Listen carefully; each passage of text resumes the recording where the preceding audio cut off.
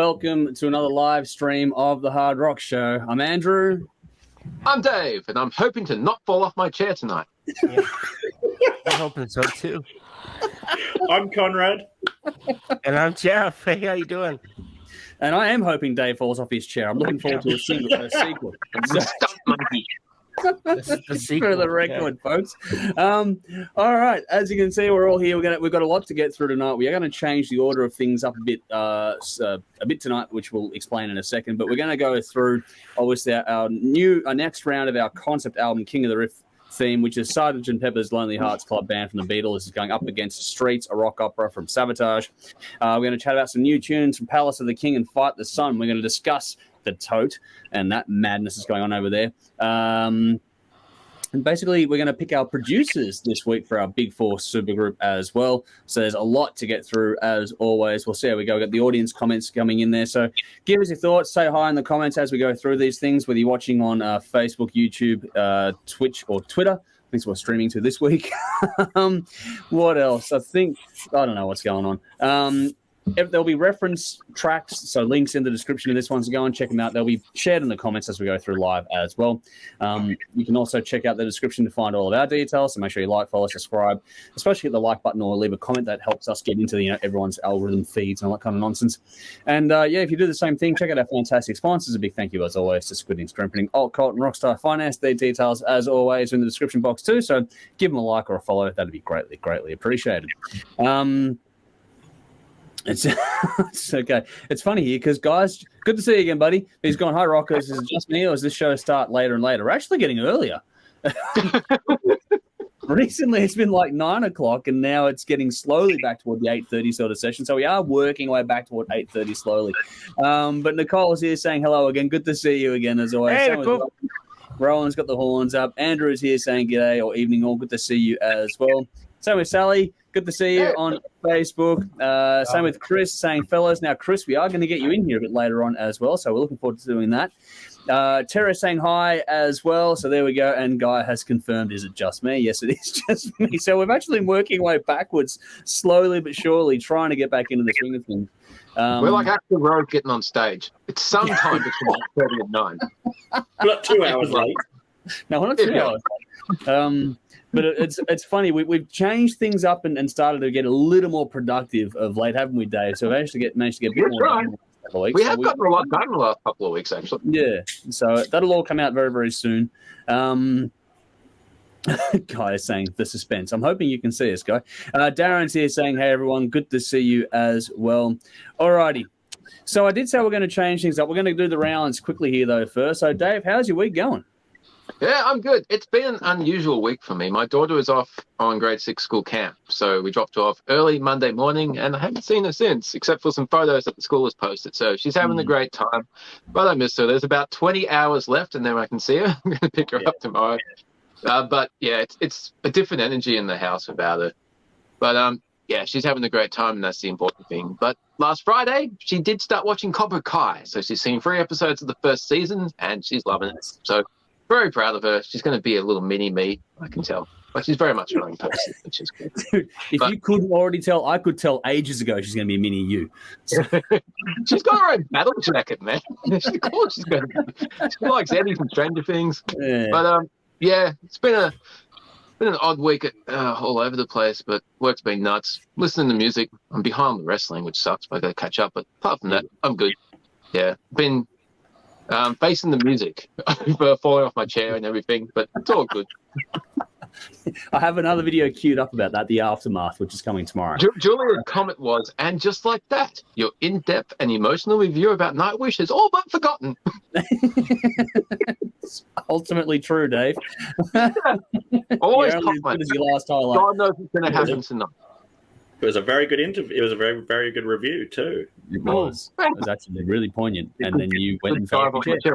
If you knew the amount of space that's here, I am so lucky I didn't knock myself out. No, it's a very small room you've got. You are lucky you didn't hurt yourself in that. I've seen that room. It ain't big. So I don't know how you did it.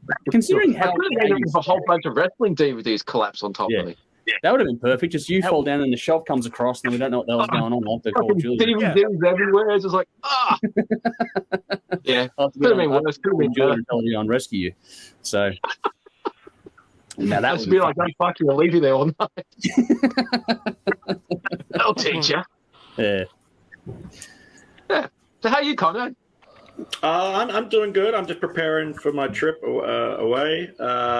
So I've come up to Sydney for the weekend. As I said, I'm off to see Ripper Owens this evening and the Iron Maidens on Saturday night. So I'm visiting Sydney for the weekend, staying in a mate's place, of which is where I'm broadcasting from his apartment room right now, his little bedroom. So Your parents kicked them out of the house, didn't you? Sorry. My parents kicked me out. No more fucking They booted pizza. me out after last week's stream. Booted me out after last week's stream. After Dave's bright idea of sneak into your mother's room and grab the charger. Yes. Brilliant idea. Oh, wow. And you get thrown out. That's why I'm staying with my friend. Wrong charger, Conrad. So wow. I'm having a good time. Just getting a little stressful organising everything. I've still got to get accommodation sorted in London, but other than that, all good. And what about you, Jeff? Oh, geez. I just. Sorry, that's Andrew's job. Well, Keep going around. it works. The same old. It works. But no, I just been. Speaking of works, that's all I've just been doing. Work. I work. I get up. I go back to work. And repeat. So my highlight of the week is here. As I've said many times, Thursdays has been my new go-to day. And does that mean what I think it means? TikTok about to drop. The Bing. Yeah. My Bing. Yeah. Your Bing. Yeah. Yeah. It's saying game Ripper over. Owens Man. calling. Yeah. Game over. Game Man, over. got electricity in fucking Sydney or what? We're fucked, man. We're doomed. I have a charger issue. Let's just say. So if it drops My out, phone's I know plugged what you in, get but for your my birthday. phone's plugged in. I'll have it sorted by next week. All right. I'm going to send you a charger for your birthday. Yeah. We're all professional on this show, Conrad. Sorry? We're all professional on this show. Yeah, that I ain't can happening. see that. I can see Yeah. that. Well, Yeah. All right. Did you not notice that last week? I'll have Just to how whip- professional we are. I'll have to whip that hamster a bit harder to get it around that wheel. he's oiled. He's oiled though. You can't hear it. It's very well oiled. Yeah. Reality shit, man. We've sunk to new lows. Let's not bring up oil again because of Ravishing Rack Rude last week. Okay, we don't. No, need we any just oil oil, man. in the conversation. Ravishing Dave will Rack. start thinking about Tim Curry in stockings again, and then it's all over. No. So And then he falls over. Yeah. yeah, exactly. Then he falls over. You're not happy. Yeah. The pair have never been the same since. I don't know if it's going to last. Yeah. You were trying to do it up the other day. So I know fucking Screw came out. all right, let's. I'll get to doing my bit and piece in the usual thing in a second, but we are going to quickly leap ahead to doing the battle here quickly before Conrad's computer dies and before it's got to run off to see the mighty Tim Ripper Owens in just a few minutes. So. Obviously, in the comments, in the description, as always, there are reference tracks for this one too. But we are going to launch here into our King of the Riff concept album battle for this week. It is the second round. It is the Beatles, Sgt. Pepper's Lonely Hearts Club Band versus Savatage, Streets, a Rock Opera. Because Conrad is the one that's on the time issue. Let's go to Conrad first. And just in case, I do have a video backup, just queued up just in case things go pear-shaped. But Conrad, have the floor. Fantastic. Look, like last week, this is really difficult to do because it's like apples and oranges, both these records. Same with last week's as well, being the Who's Tommy and Nightwish's Imaginarium. Certainly the same here with Sgt. Pepper's and Sabatage's Streets, a Rock Opera. The question is one. I wouldn't say one's better than the other. It's just different to one another. But then again, for the purposes of this battle, we're going to call it a battle, or we're going to, we have to call it that. But we have to choose one. Yeah. Out of the two of them, I'm going to go with Pepper's, Sgt. Pepper's. I just think it flowed a bit better. The song seemed to flow. It was an easier to digest. It was a much easier listening and digestive listen. And the songwriting's phenomenal, and it's 50 years old now, and it sounds still sounds good after 50 years. It's pretty impressive. So for an album to have that cultural impact 50 years later is pretty impressive. And I believe it's the first concept album in rock culture history. So, Yep. and it has therefore its significance can't be overstated. It's impressive, definitely. I did love, in saying that, I did really thoroughly enjoy Savatage's. Oh, has it happened? Has it happened? We heard the ding of death. I think we heard the ding of death. The ding of death. Well, Ding. I think it's fair to say we know which way he was going. Yes, Yeah. we do know which way he was going in the end. There. One So to Sergeant Pepper. Yep. just for reference, in the backup video that I had queued up ready to go, he went on to say that he thoroughly enjoyed both releases. Actually, I don't know. Did you watch the video, Dave? Because you organised it to be sent through to me. So I checked the length. They're 4 minutes. Okay. Yep. Wow. So Dave's priority was checking the length. I don't know what that says about you, but okay. Yeah, Comrade's length is 4 minutes. Fuck it up. But yeah, no, he did really thoroughly enjoy both albums, and it wasn't the case of, is which one better than the other one. It's more a case of which one you're going to gravitate to more when it comes to what you want to listen to. He thought the actual narrative in Streets was better. He just enjoyed the overall music composition and the flow that was presented in Sgt. Pepper's, and was more historically relevant as well. So he thought the impact historically couldn't be overlooked, and so he went with Sgt. Pepper's in the end as well. There are a lot of comments coming through. We'll get to the comments in the section. We're just going to quickly sort of rattle this part off here, and then we'll start going back in the regular swing of things. But I'm glad we got Conrad to at least get his thoughts in there before shit went pear-shaped. We could just move on with the show in normal order now because, technically we got his vote. We know where he was going. All right, we can if you want. I'm good with that. Hey, I don't care. I'm just saying it was an idea. That's you, Because Mr. obviously, Producer. But well, we're here. yeah, I think had his not going to see Ripper Owens. I'm jealous, and two, his camera had not because he doesn't have electricity where he is. Yeah, Maybe. Hang on a second. We might coming have back. Yes, we have. Yes. Part two. All right. I'm on the phone. Well I'm doing done. this via phone. I'm doing this There you via go. phone now. That's awesome. Okay, I've managed to operate the phone to do this. Okay, sorry, where was I? Sgt. Pepper's, yes, brilliant. Straight, I loved Savatage's Streets of Rock opera as well. It was a very Broadway sound. It had a Broadway New York vibe to it. And funnily enough, after listening to it, I went and researched it to find out the story, read into the story of it. And it was set in New York. And I thought that when I was listening to it, I said, this sounds like it might be set in New York. And it was. What I do find about these concept albums, and they're all about tragedy, man. They're all about death and tragedy. It's like, can we listen to a concept album that isn't a story about fucking tragedy? They're all really grim. They're all really grim, Yeah. Except Sgt. Pepper's, that wasn't so grim. That was a bit more of an uplifting experience.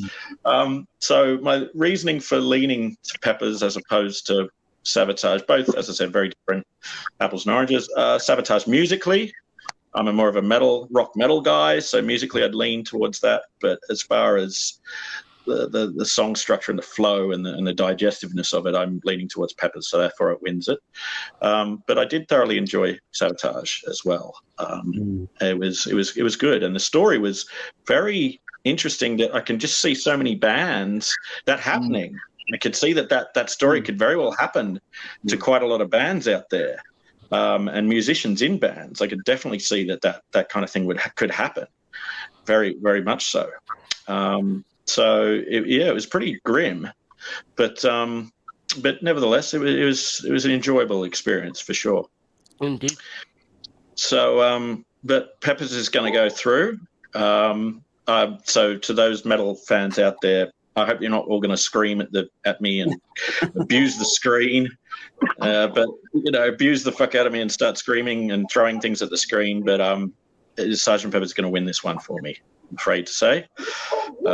Yeah, on grounds of its just the cultural significance of it, being that it stands the test of time and the way it's it sounds 50 years later.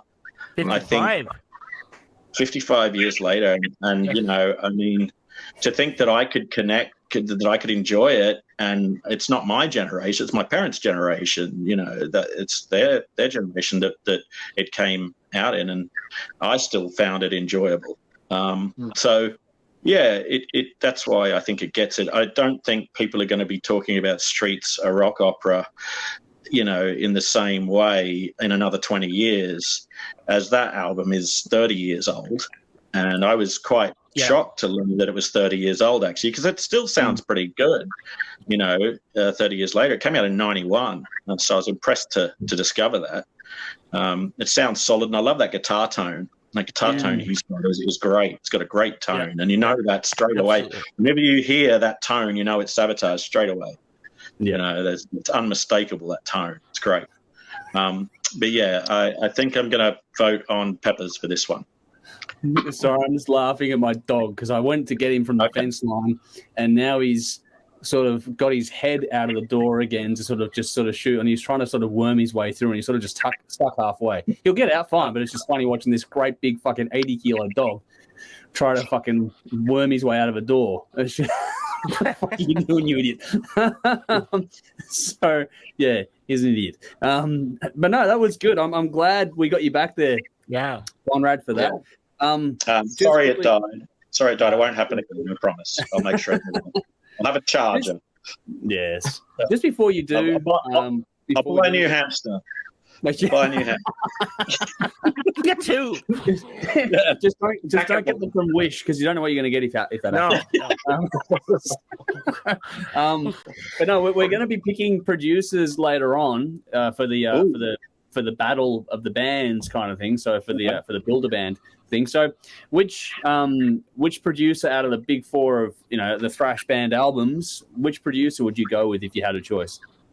This is a no-brainer for me, and I wish you'd come back and do more of their records, and that is Max Norman. I would love to see Max Norman come on board for more Megadeth records. Nice.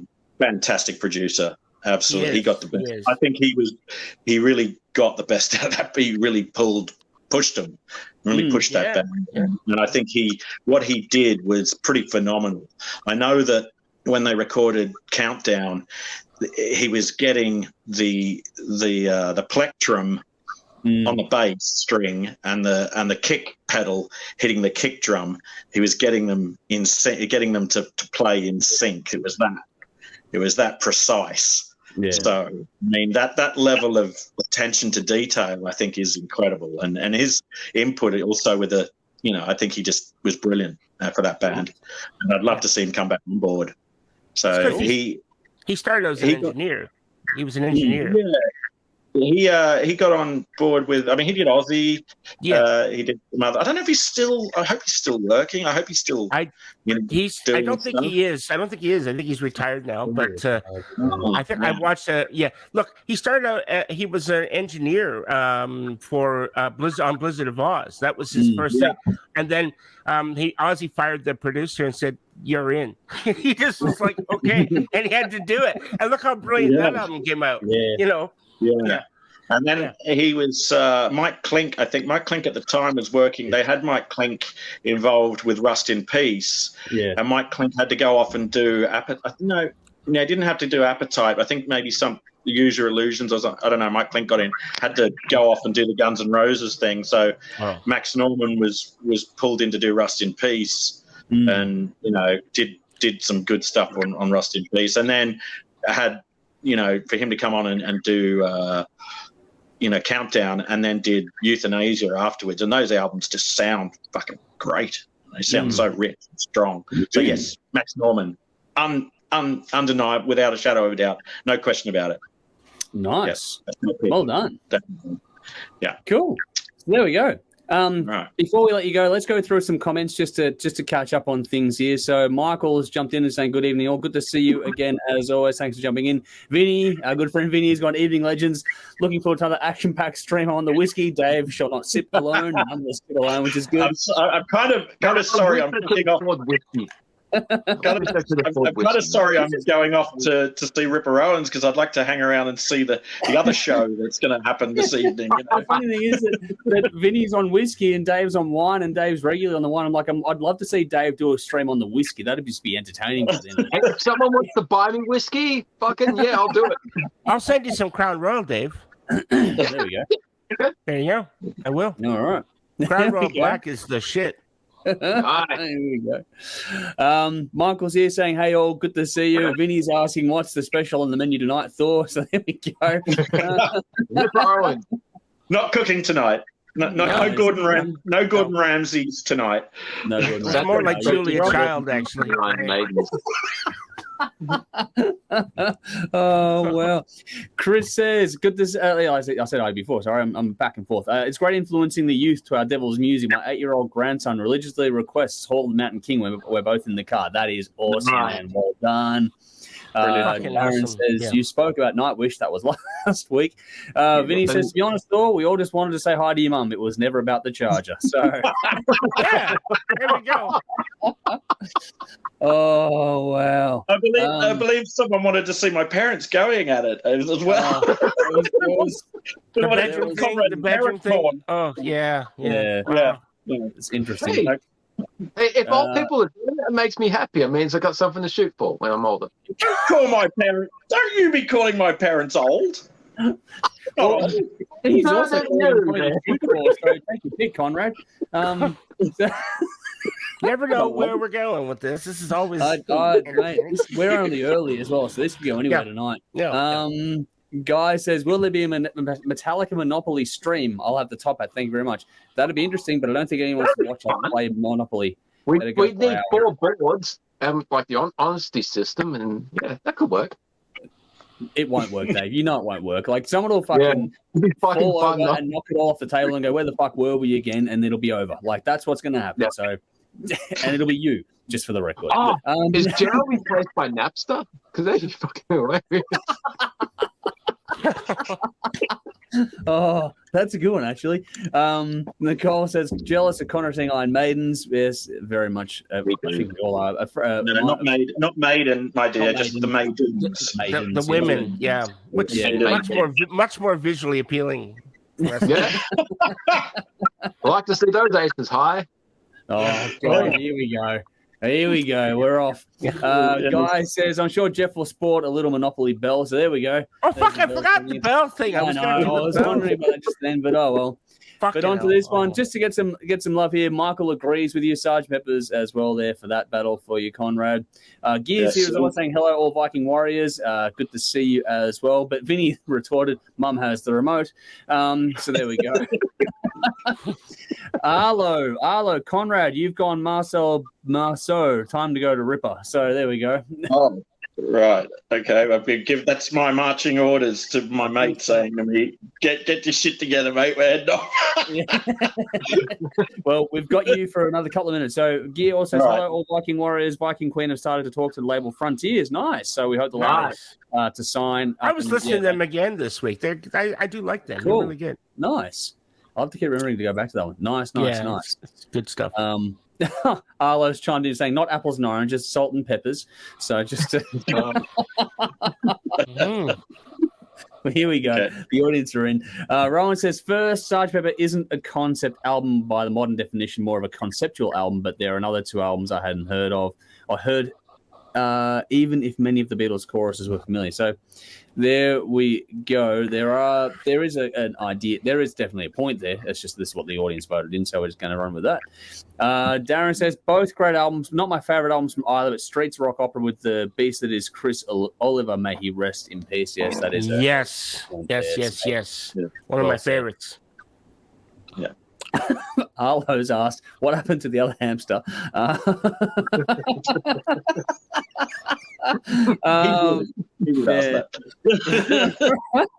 Rowan says, "They were both easy to listen to. Didn't hate either. Pepper sounds quite old to my ears, which made it difficult for me to get into." Okay, cool. Good point there. Guys choosing Fleming Rasmussen. Yes, good choice there. And Max Norman, good one, has red hair, which is tying into this all nicely. Rowan says, "Streets was immediately catchy, though I wonder if thematically I would have preferred Hall and Mountain King. I'd be more likely to listen to this album again, so Streets for me." Cool. Fair Hello enough. says Thor's mum is the bomb. Chris says I'll be the banker and invent more money out of thin air and you'll all lose. So there we go. Please do. Please do. Yeah. Jail like Napster gang rape. Oh my goodness. Okay. Where are we going? No, I don't know where we're going. And Chris says, I don't know, Janik dances around like more of a girl than any female in the Maidens. So then... Got a point. Yeah.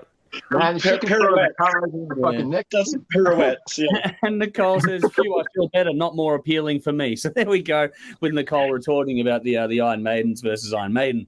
All right, Arlo's jumped in saying, great show, guys. Enjoy the rest of it. Ripper time for us. It is indeed. So thanks for jumping in, Arlo, and thanks to Conrad for jumping in there. We'll let you jump out, buddy, and go and enjoy the show tonight. And we'll see you next week. Have a good one, bud. Yeah, sorry, guys.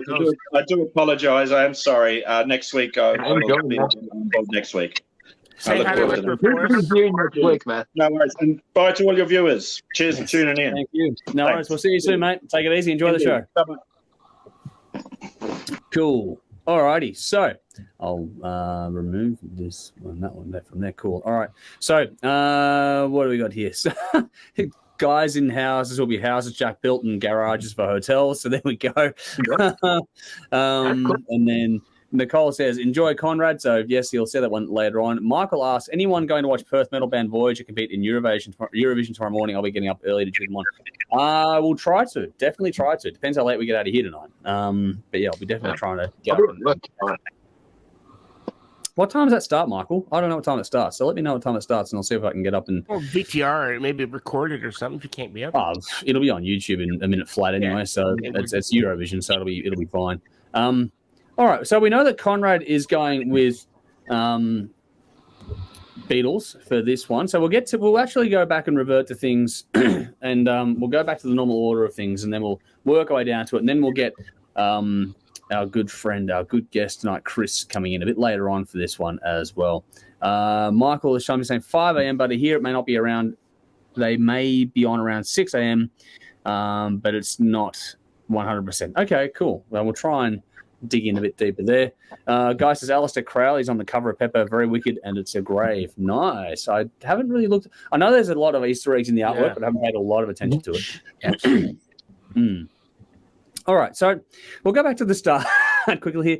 For my just catch up on what I've been doing, not a lot, just working and packing and editing and all the usual shit that I get up to. That's basically everything it is to worry about for me this week.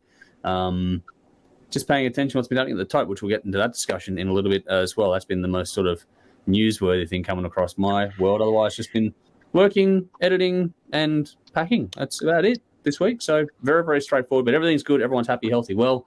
Dogs running around and causing fights by the fence line. Not actually, but you know what I mean. And just sort of, yeah, everything's good. Can't complain. Did he get through the door? Yeah, he got out. He got out. He's not still stuck there. If he was still stuck there, I'd have gotten up and moved. Believe me, if he wanted to, that door would not hold him. Like he would just walk straight through the fucking thing. He's a bit big for that one. He'd just knock it off its rail and that'd be it. All right, let's talk about a couple of new tunes here for a second.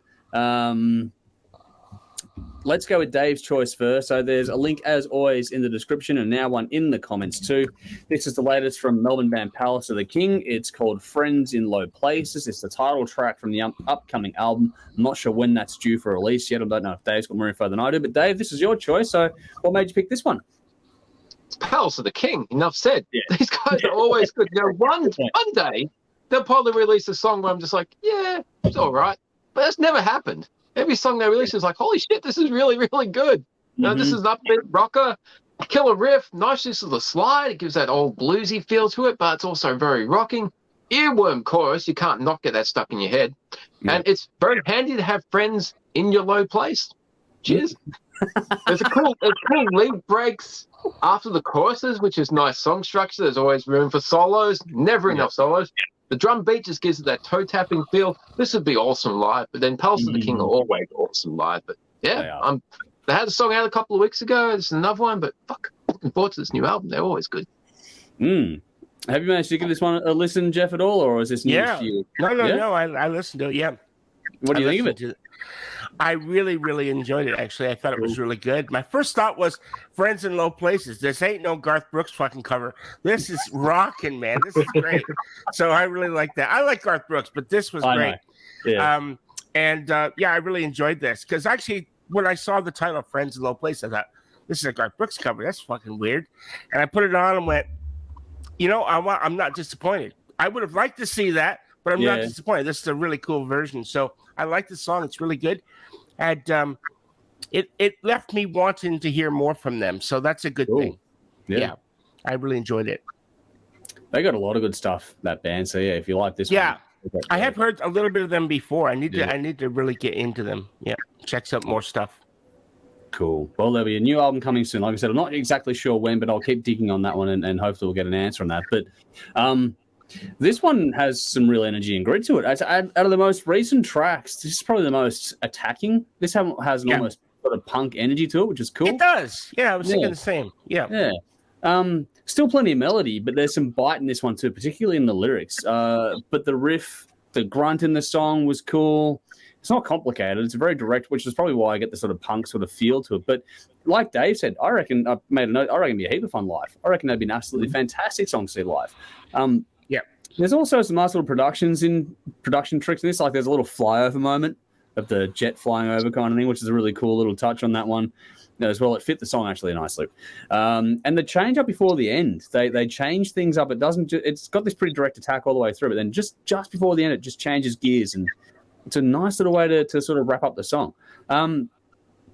This, along with all the other tracks they have released and we talked about, that makes me look forward to this upcoming album. Like, fuck, I'm pumped. Like, that diversity on display. They're always really expansive and diverse, but just I like what they're doing. And this could be a really, really cool and easy to get into album as well, which would be really just cool to hear them take that on. But I think we're in for a hell of an album coming up, so bring it on as far as I'm concerned. I'm looking forward to it. So that was a really good find. Nice. I didn't know that one had dropped, Dave. So, yeah, you put me on that one nicely. Cool. So thank you for that very much. Thank you. Yep, enjoyable. Alrighty. From there, we'll move on to the next one, which is my choice this week, which is Fight the Sun with their latest track, Good Boy. It's a few weeks old now as we talk about it, whereas, Palace of the King is like a few days old. This one's a few weeks old. But Fight the Sun are a band we've been covering for a while. We had them play at one of our Whole Lot of Love events a while back as well. But it's funny how these two songs sort of go hand in hand a little bit. There's an energy kind of or a gritty approach. Like they work well together. It's a gritty little track, lots of rumble in it. I love the open space though, in this in particular for the bass and the vocals to really sort of shine on. And these guys do the darker side of heavy rock really, really well. It's got good melody. It's got a neat little hook in it as well, which is pretty cool. And the the mid-song tempo shift was just with the softer vocal was a nice touch on this one too. There's a little synth element in this one as well. This one has a different mixing, like the vocal sort of gets put under a little bit, which is, not a bad little thing on this one. Just sort of stands out for all the right reasons because they're doing something a bit different. It just sort of grabs your attention. You go, okay, got to pay a bit more attention to this song. They packed a lot into the bit over 3 minutes that it goes for. It's another great track from these guys. I love this band. I think they do nothing wrong at all. And this apparently concludes a little series of songs that they've been releasing. So if you like this, go and check out the rest. But they've got a new chapter starting soon. So I'm looking forward to seeing what's happening because, this band just keep releasing good songs. Like Dave said, Palace of the King. You wait for them to release a song that goes, okay, that's okay. But they never do. They always release a cracker, which is impressive to me. Let's throw to Jeff next. You've heard this one as well, I take it? Yep. Yeah, I really enjoyed this. In fact, there's a guitar part in this song. It's this groove thing that I was just instantly fell in love with, and I'm like, fuck, I'm gonna learn to play that. That was awesome. I really enjoyed it. So nice. Great song. It just had me going. There was an energy to it that I really liked, and just a really nice groove that I think a lot of music sometimes lacks that catchiness that sort of sticks in your head like an earworm, And this has that, I really enjoyed that. Like I said, I will learn that guitar part because I loved it. Nice. The tone was awesome, and I loved I liked it. Cool. So, very cool. How'd you go, Dave? Yeah, great song. As Jeff said, following on from that, a lot of bands rock. Not many bands have that role. The rock and the roll, and this has definitely got that. This song is fucking smoking. It's just filled with energy. Perfect for a sunny day today. We had a nice day and had this going in my car when I was having lunch. Drums are fucking pounding. That's cool. And I like how during the verses, you got the vocals and the drums, and then the guitar comes in halfway through the verse. I thought that was a nice little tool during the first one. Nice instrumental section in the middle. Not exactly a solo, but it's kind of an instrumental section with some vocalizations going over. I thought that was a nice change in mood. The song goes for like 4 minutes, and they do a lot within that. And then you got the return to the main energy.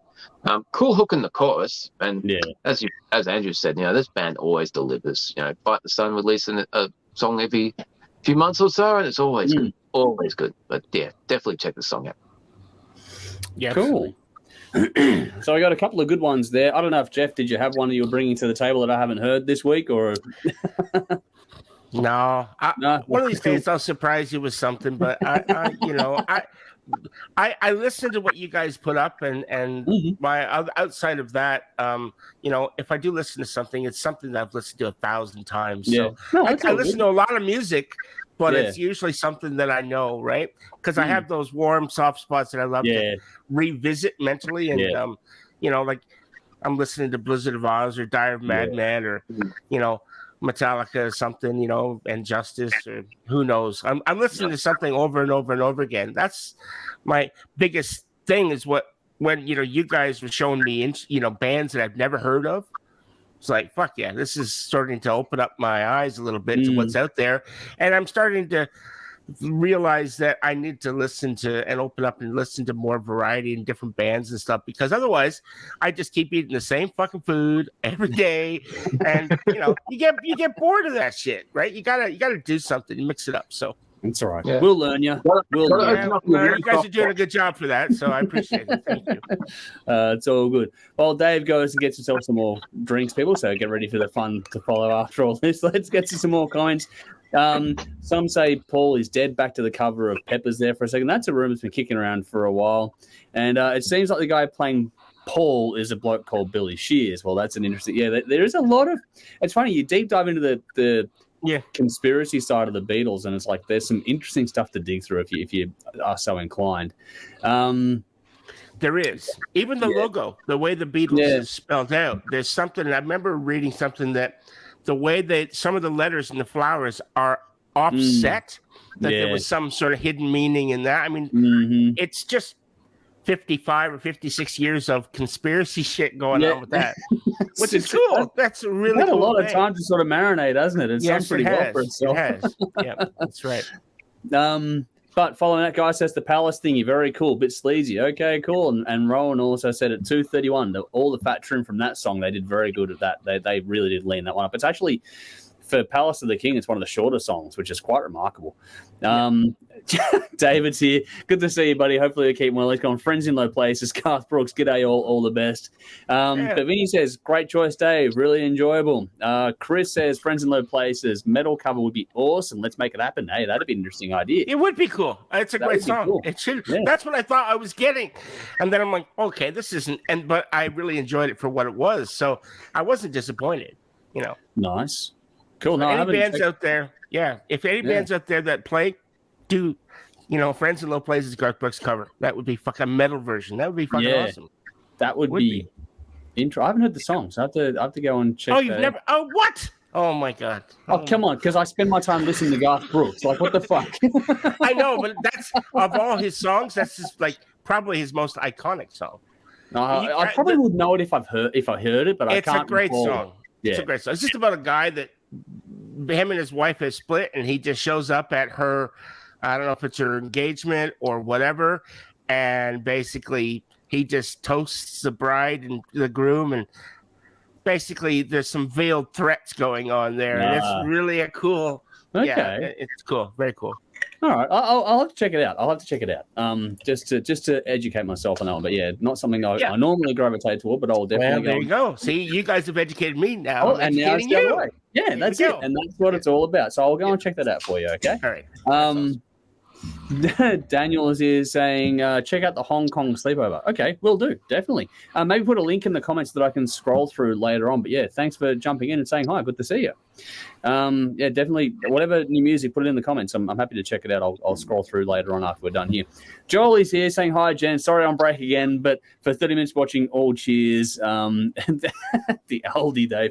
So yes, that is cool. Thank you for joining us, Joel. I know it's usually on your break for you, but hopefully you get to enjoy some of this stuff here tonight. Michael's gone. Dave got off his chair. Phew. Thought his better half might have strapped him down. You know, it'd be funny if he fell while strapped into the chair. I'd like to see him try and get up. The only downside is I can't pan his camera from here. That'd be the awesome.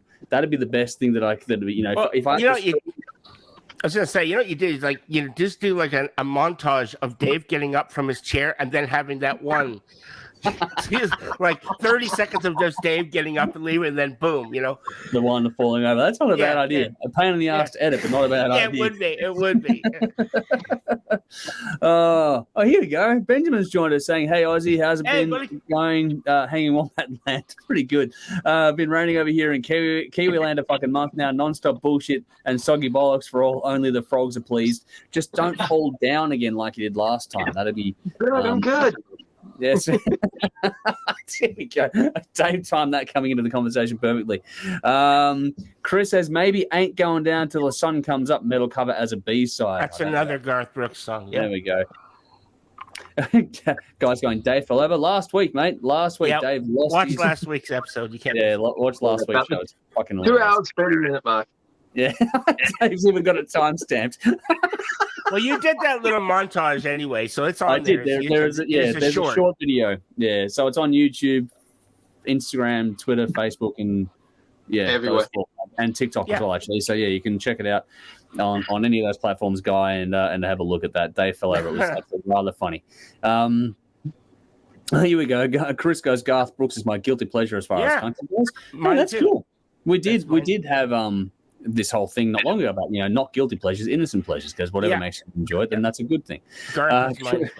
Yeah. Chris followed up with, where the fuck did Dave go? Is he out squishing the grapes? Make my own fresh.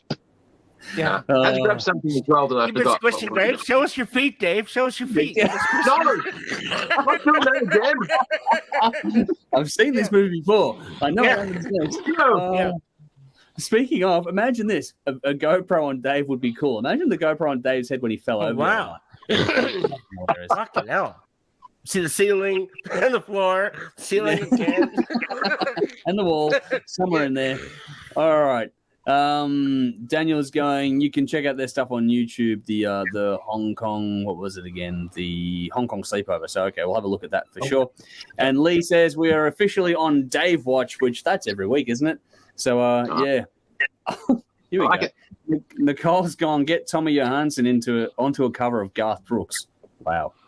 Wow, man, we've really opened up that. Isn't it? We have. Crazy. Wow. Yeah. We're going to the joint. Hey? Johnny Cash is better than Garth Brooks. Johnny Cash is dead. So. This is true. Yeah. I mean, makes it hard. They're both awesome. They're both legends, right? In their field. I think both have merits. I won't say anything bad about Johnny Cash. He certainly paved the road for a lot of even you wouldn't get rock Garth Brooks music. without. I don't think you get Garth Brooks without. That's right. You wouldn't have. So yeah. Welcome to the Hard Country Show. Well, you know. Yeah, well, God, this is gonna be interesting. Anyway, I don't know where we're going next. Wow. Okay. What do we got? We got Jeez, more comments. Okay, cool. Benjamin says, been getting into Warren Ziders, Zach Bryan, and Tyler Childers recently. Even been singing that shit in an American accent and everything. Wow, there we go. We're getting into the country vibe for everyone here. My daughter will be proud. Michael asks, is there going to be a limited edition case of Hard Rock Show wine endorsed by Dave? Finally. I'm just waiting for LD Chairman Dave. Was that Chairman Dave? I think it's meant to be Chairman Dave. Yeah. That's a pun in there. Chairman Dave. There's a little pun in there. Yes. Yeah. True. So that the Chairman Dave Aldi wine limited pressing. I don't know what the fucking. They should sponsor me. What's that? Promote their product. They should. They should. On the side of It's all fine. It'll make you get off your stuff, shit. drink responsibly. Yeah. I don't know what that means. But anyway, Michael says, I'm keen to hear the new Warning song more out at midnight tonight. Oh, cool. New track. The live versions I've heard so far sound amazing. Probably the best song to date. It's the first song they have co-written with two other people, anyone else outside of the three sisters in the band. That's cool. They're an interesting band, The Warning. They're quite interesting. Yeah. I like it. Yeah. Last album last year was really good. Era. Haven't checked that out. Yeah. Worth your time. Oh, here we go. Chris says, okay, Folsom Prison Blues metal cover. Let's make it an EP. Okay, we're getting into the metal country crossover territory big time. Wow. Twitch started with all this country talk. I feel like I want to sleep with my sister, and I don't even have one. So there we go. Means it's okay then. Yeah. Oh, wow. And here we go. Jolie's gone. Jeff, you sound so much better this week. Glad you're well. I love country. Cheers. So there we go. There's some love for Thank Jeff. you. I felt like absolute hammered dog shit last week, but I did it. You got through. And you're better this week, which is I'm much better. Yeah. Yep. All right, let's do a gig plug. In the comments, in the description box, as always, there is a gig plug here. It is for the Warbirds Collider launch. So I'm going to quickly open this up. So it's Warbirds. It's Saturday, the 20th of May at 8 o'clock at the Tote, which is, funny coming up in a second. But yeah, Collider is a launch with the Revelation and Snub. So we got the machine that is Warbirds is kicking back into gear to launch their latest single, Collider. It's a rip-snorting banger. They'll be joined by hard-rocking hellions, the Revelation, and the badass crew that is Snub, with a special guest to be announced. It will be an absolute event. Make sure you get your tickets pre-sale. We will see you there for sure. I'm going to quickly look up. Tickets are like $17.35 online pre-sale. So, and Warbirds, if you've never seen Warbirds live before, my God, you're in for a treat. They are one of the best bands going around. I couldn't rate Warbirds high enough on a live set. Like, I love their music, recorded stuff, but live, it's just something else. The way they play, and I think Danny from Blaze is currently on bass duties as well, which makes it even more of an interesting little element there to bring into it, because Danny also sings, so the addition of extra harmony work could be really cool with what we're in Moments Apart years ago, weren't they? So they've been a band. Yep. So they work well together. Fucking good. And the video for the song's coming out tomorrow as well. It is, yes, which I'm very keen on that as well. So yeah, if you like, I may have seen it. You may have seen it. Okay. I may have seen it. It's fucking good. It's really good. You sneaky boy, didn't even tell me. No, it's really cool. These guys do great stuff. All their releases are fantastic, so make sure you get around them. And even if you don't go to the gig, just check out the video that drops tomorrow, just to give the guys some love as well. I'm pretty sure we'll be playing it on TV soon, and I'm pretty sure at this rate it'll be Dave's pick of the week next week if nothing else comes to mind. Yeah, so there we go. So there's our gig plug for the week. Make sure you get around it. That is Warbirds at the Tote on Saturday the 20th of May, which will be a cracking show with the Revelation and Snub and an unannounced as yet special guest. So get around it, folks. Benjamin's gone, I have a friend from Alabama. So there we go. Just going into the country stuff here. Chris has asked Jeff, who was the first person to hit dog shit with a hammer to come up with that phrase? Chris Christopherson, yeah. Another country reference, yeah. He did so in, he said he felt like hammer shit, and that was in Blade, when he was the Blade's, do you remember the movie Blade? With Wesley Snipes, the vampire? Yeah. Oh, I remember Blade. He said, I feel like hammer dog shit, and it just stuck in my head and never forgot it. Okay, he's a country guy, country singer, so there you go. We've come full circle. Yeah. This is going wild. Movies, the only one I can remember is Dolly Parton on stage singing with Sylvester Stallone. It's Rhinestone Cowboy, or is it? Yeah. It's like years ago. It's never left my mind. It's fucking horrifying. Well, speaking of, Lee's jumped in saying, saving my country tendencies for Dolly Parton's upcoming Rockstars covers album. Heaps of guests, including Rob I can't wait for that. That's actually really cool. It's great lyrics cool. It's like 20 songs, and there's lots of well-known people on there. Yeah, everybody wants to play with her. I mean, fucking yes. Musically. Dave, you leaped it straight in. I hope Julia watches that bit in particular. So who's heard me talk about Dolly before? Yeah. Pardon or the sheep? Because now I'm really concerned. Quite good. Dolly the sheep. Oh, boy. Yeah, the clone. No shit. Yeah. Oh well. Anyway, we're off the rails. There's a Canadian duo, right, called McLean and McLean. They're a musical group, and they do like comedy and stuff like that. They're both dead now, I think, but they did a song many years ago called Dolly Parton's Tits. It's a classic. So if you want to Google that, just Google that on YouTube. Wow. Dolly Parton's Tits, McLean and McLean. You'll love it. Oh my Hey, goodness! I'll be honest. I've googled Dolly Parton's tits a few times, and McLean never come up. Lucky you. Yeah. Oh wow! Oh boy. We're barely started, folks. We're going to be here for a while yet. What do we got here? Michael says, I consider going to the Warbirds gig, but I've since been approved to photograph a gig at the Forum that night. Oh, that's cool. That's a good reason. That's a good reason. Yeah. There we go. Vinny says, great news on the Tote, by the way. They crushed their goal at the 11th hour. We will get to that in just a moment with our hot topic this week. Man family, good to see you. Hopefully you're keeping well out there. They've been getting into REM a bit lately. Okay, cool. I haven't listened to heaps of them personally. They were one of the first 45 records I bought when I was a young kid. Their song Orange REM. Orange Crush, stand in the place. Yeah, a great song. And for like a 7 or 8 year old young kid, it's not a real song that you gravitate to, but I fucking thought it was great. So I got the 45. But nobody else I knew even knew who this band was. No. Like even never really got into much of that though. It's just that one song. I always thought that was cool. Losing My Religion. I always loved that because I was like, considered myself a bit of an atheist. And so I like that. I like the theme of it. Yeah. No, we just came up with alternative versions and called it "Losing My Virginity." We had whole different versions. Well, did Al Yankovic? Did he not do something of that? I think he might have. Yes, he did. I forget how it was, but he did something on that. Yeah. Poker, wasn't it? I don't know. Yeah, speaking of him, I just watched his movie. But I think it's odd. Like it. It's very weird. It's very off the wall. It's very strange. I don't know if I can handle Harry Potter as Weird Al.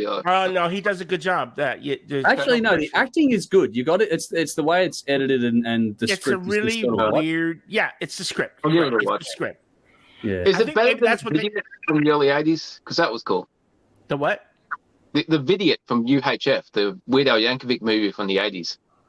Oh, I don't remember that. I don't know. I only saw it in bits and pieces. I didn't watch the whole thing, but what I did see of it was just odd. Dave. He's got it. He's going to get the DVD.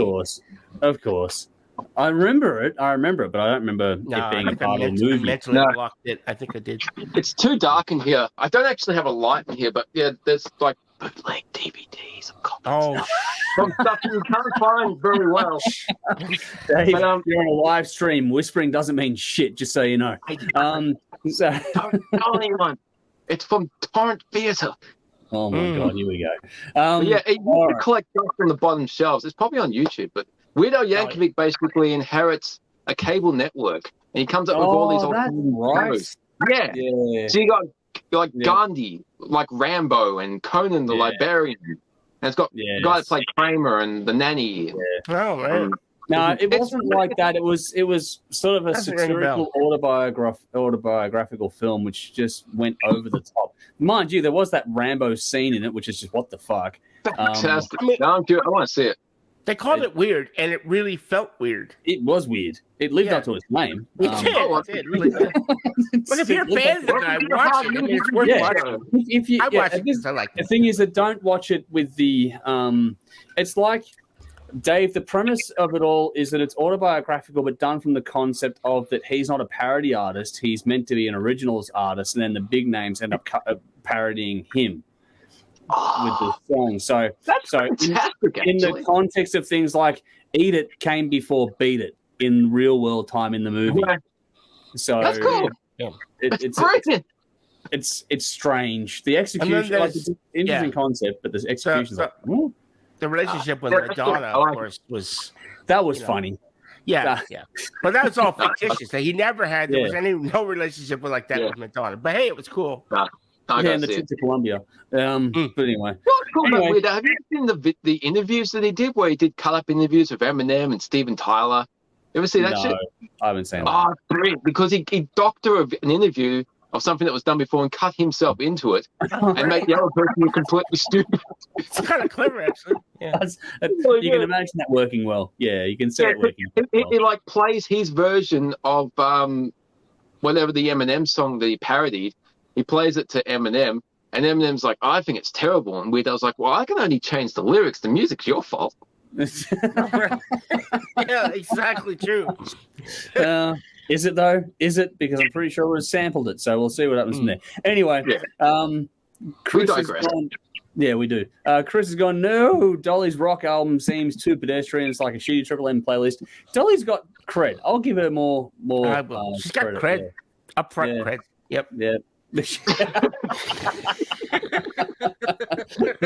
Vinny's gone. He was great as Whistler. This is back to Chris. Yes. I think. Yeah. There we go. Hammered dog shit. That's from the film. Yep. And Chris Christopherson in Blade. There we go from Benjamin. Michael's gone. Garth, you can keep, but now you're talking quality Jeff with Chris Christopherson. So there we go. You're gonna love Christopherson. There we go. I absolutely. You know what? We haven't even gotten to the next segment yet. I'm almost. Yeah, we're in for a good Dave's night. Gonna be going. Dave's going to find another way to fall off his chair soon. Andrew says the Screaming Jets did a great version of Folsom Prison Blues and the Living in England EP. Good pickup. Good pickup. Yeah.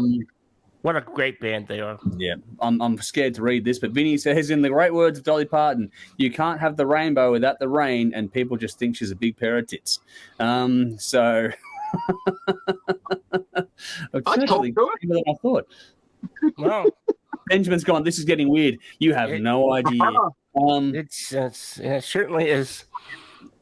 We are in weird territory. Nicole says, I actually have a Chris Christopherson album, which is cool. Nice. I tell you, he's a legend. He's an absolute. Not only can he play, but he's a great fucking actor. He has been in some really good films. He's based on good movies. What's he been? Yeah. I don't know. He's a good movie nerd. Part of me's taking over. Was he in A Star Is Born? I don't know. I'm not trying. I can't remember now. He's been in lots. Don't know, but yeah, a lot of music related ones too. Yes. Yeah, which is cool.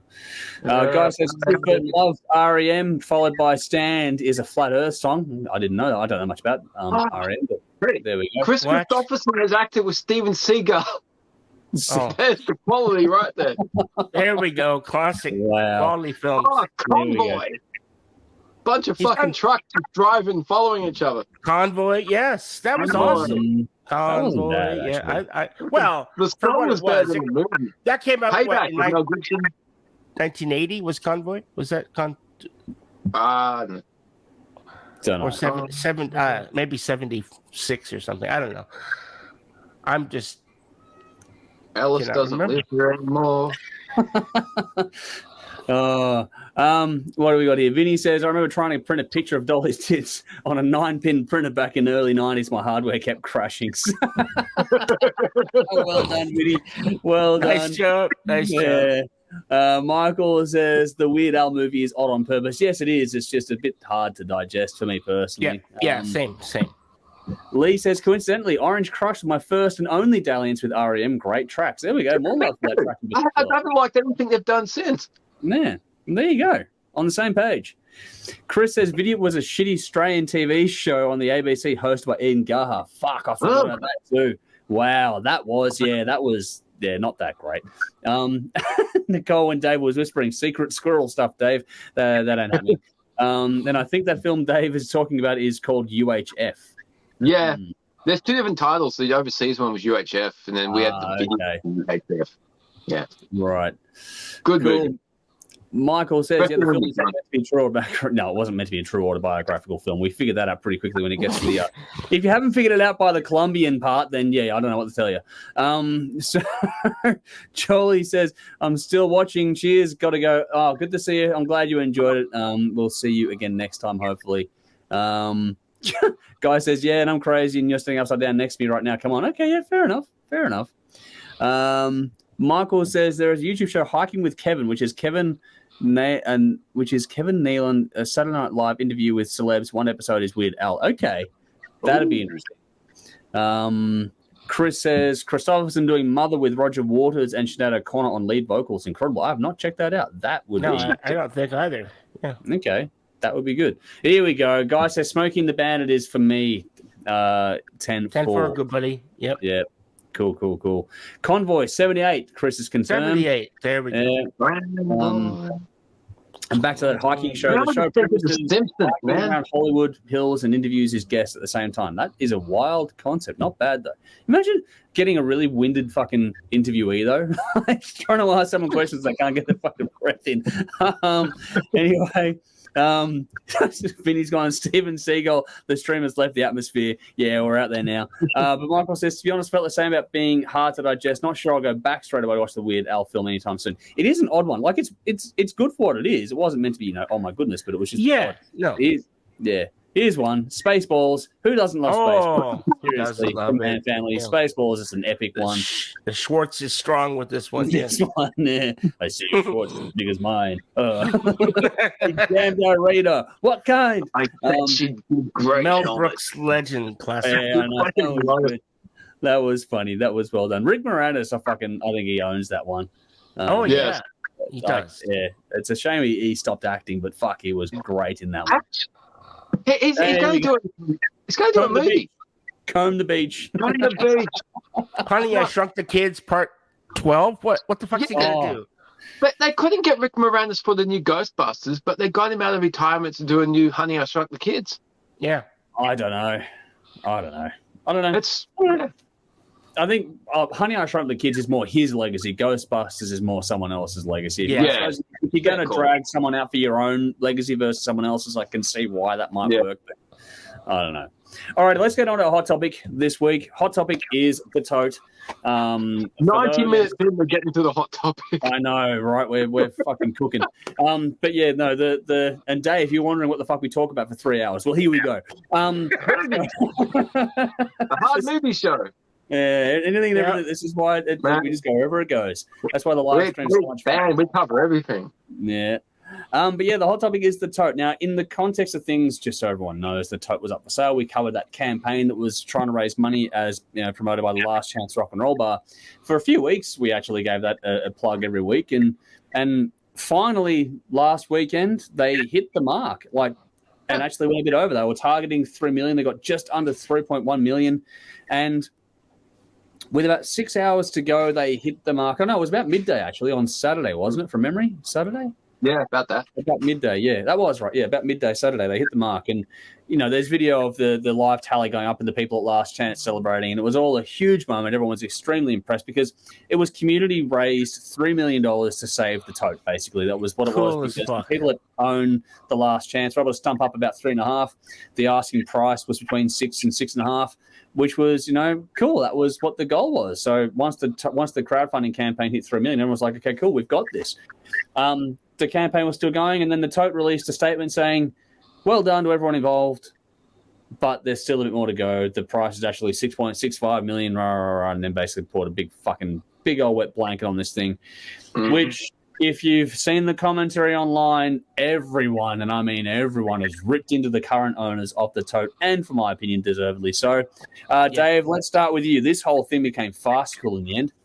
Yeah, first of all, well done, Shane and Leanne at the Last Chance Rock and Roll Bar, and everyone that contributed and shared and pledged, because $3 million is a fucking amazing target to reach. I did not think it was going to happen, and they managed to do it. And leading up to the deadline, like 48 hours before, they actually were well over the $2 million mark. And I thought, fuck, they're actually going to do it. And it gave something for people to get behind, especially, attendance of live shows is dropping. The whole thing is just, so many people got behind this pledge to save the Tote, an iconic Melbourne venue, and they did it. And then, everyone's just like, fuck yeah, we did it. This spanner got thrown in the works, and everyone just kind of died. Well, I died inside, just like, fuck, nothing is ever simple, is it? It just really isn't. No. Yeah. Especially, this day and age, $3 million is really a lot of fucking money, and everyone that pledged, times are tough. So people actually believed in this shit. And then the goalposts got moved. And the post that went up from the Tote, that was pretty well written, and it wasn't like a spur of the moment thing. So no, it was prepared in advance. yeah, they obviously knew. It wouldn't have pissed as many people off if they had been forthcoming and transparent in the days, weeks, months leading up to it. Because then we kind of know. But it feels like using what has been achieved as a platform to elevate you to a bigger sale somewhere else, which is a massive kick in the nuts for everyone that believes in live music in Melbourne, in live venues and everything else. And I just think it's really fucking crappy thing to happen in everybody's moment of joy, because it was a really cool thing to have happen. And then all of a sudden, oh shit, there's still further to go. But from indications is Shane Leanne of Last Chance Rock and Roll Bar seem pretty confident that they will secure the sale, and they're still going for it. So, it's one thing, and, they raised $3 million. The sale price was believed to be $6 million, now it's 6.65. Yeah. They raised $3 million on their own. It's one thing to purchase the bar, then they have to run it and pay staff and maintain it. So that's a hell of a big commitment they're pulling off, but they want to do it. So that's fucking awesome. So I really, really hope that it goes through and that they get it. And it would make me really personally happy for them to secure the Tote, regardless of how we got kicked in the nuts. Yeah. It was funny because watching a lot of people when the goal was getting closer and closer, Dave, you'll be able to verify this, that as it was getting there, it was like, oh shit, they're actually going to do it. We were chatting, and the crew were chatting behind the scenes, and then I made the comment of, well, the money's raised, just have to accept the offer. Do you know what I mean? And I was like, I was terrified that something like that would happen at the 11th hour. Just that that's why I said it today. I was like, they have to accept the offer for it to actually go and be official, and that was my concern. And it got raised. But yeah, Jeff. Anyway, over to you before I go on a bit of a tear. No, look, it was a great thing and then a shitty thing, obviously, and it's like, ripping the rug out from under everyone is sort of like crappy. But look, they did, as far as I'm concerned, raising that money that was damn near fucking impossible, and they did it. They did something amazing. So look, I have no doubt that they'll get the other 500, 600,000. Not even that. Like 150. So whatever it was, they'll get it. There's no question. But to have somebody come along and sort of go, well, I think I changed my mind. It's a little bit more. That's shitty. But it's like, what can you say? Dave pretty much said it. You said it. Everything is. I can't really add much to it other than fuck you, and hopefully everything keeps going and do it. It's great. Yeah. My first, when you think about it, in the grand scheme of things, when you really dig down, because it was within an hour of the post going up, I could research it and dig it up. But as it stands today, before we went live, that was still the last post on the Tote's Facebook page as well. That thing, they got such a backlash. They turned off comments on Instagram. The Facebook comments have ripped them to pieces. I'm talking people that do like backline hire, other venue owners have ripped into these guys as well. Like the two people that currently own the Tote are not well liked. This is a pair of people. There were three of them. One passed away, unfortunately. Not to rip on the dead, but the other two are still kicking, and they own it. And they have been busted not once but twice, not paying full employee entitlements, including superannuation. We're not talking about idealistically good people in terms of the historical record. Now, what was the point of the post? What is the game? What is the goal? Like, they have been spruiking this campaign leading up to it. They've been organizing and promoting, fundraising gigs and things like this. What was the point when the target gets reached of then saying, after doing all this work promoting the campaign and the gigs and all that kind of stuff, to then say, oh, by the way, there still has to be X, Y, Z met. What's the point of that post? It just deflated the entire situation. It was an incredible high for everyone in the community and just fucking stabbed it in the guts. Like, it was a shit thing to do. That's the sort of stuff that should play out behind closed doors. There was no need for that post to be made to begin with. And like I said, when it comes from the same fuckers that didn't pay their staff and got busted for it, fuck those guys. That's right. Genuinely, all credit where due to Shane and Leanne and everyone that supported that campaign. My goodness, what a fucking effort. What a fucking effort. Cheers again. That was great. I agree. Cheers again. Like there's something about the Tote that is just loved. They had the rally years ago to save it, and now they've done this where the crowd has come together and raised $3 million plus, 3.1, just under $3.1 million to get this thing across the line. And Shane and Leanne have also come out and said that just in case the sale doesn't come through, all the monies will then be refunded and nothing will be taken from anyone's accounts. Like money will come out of accounts because that's the way that those processes work. But if the sale doesn't go through, the money will then be refunded. I just think it was the shittiest way to dampen a great community moment. And if this doesn't go through, if for whatever reason all this work has gone in, all this talk, all this news coverage, all this stuff has gone on. Think about this too. Like it's not just us covering it.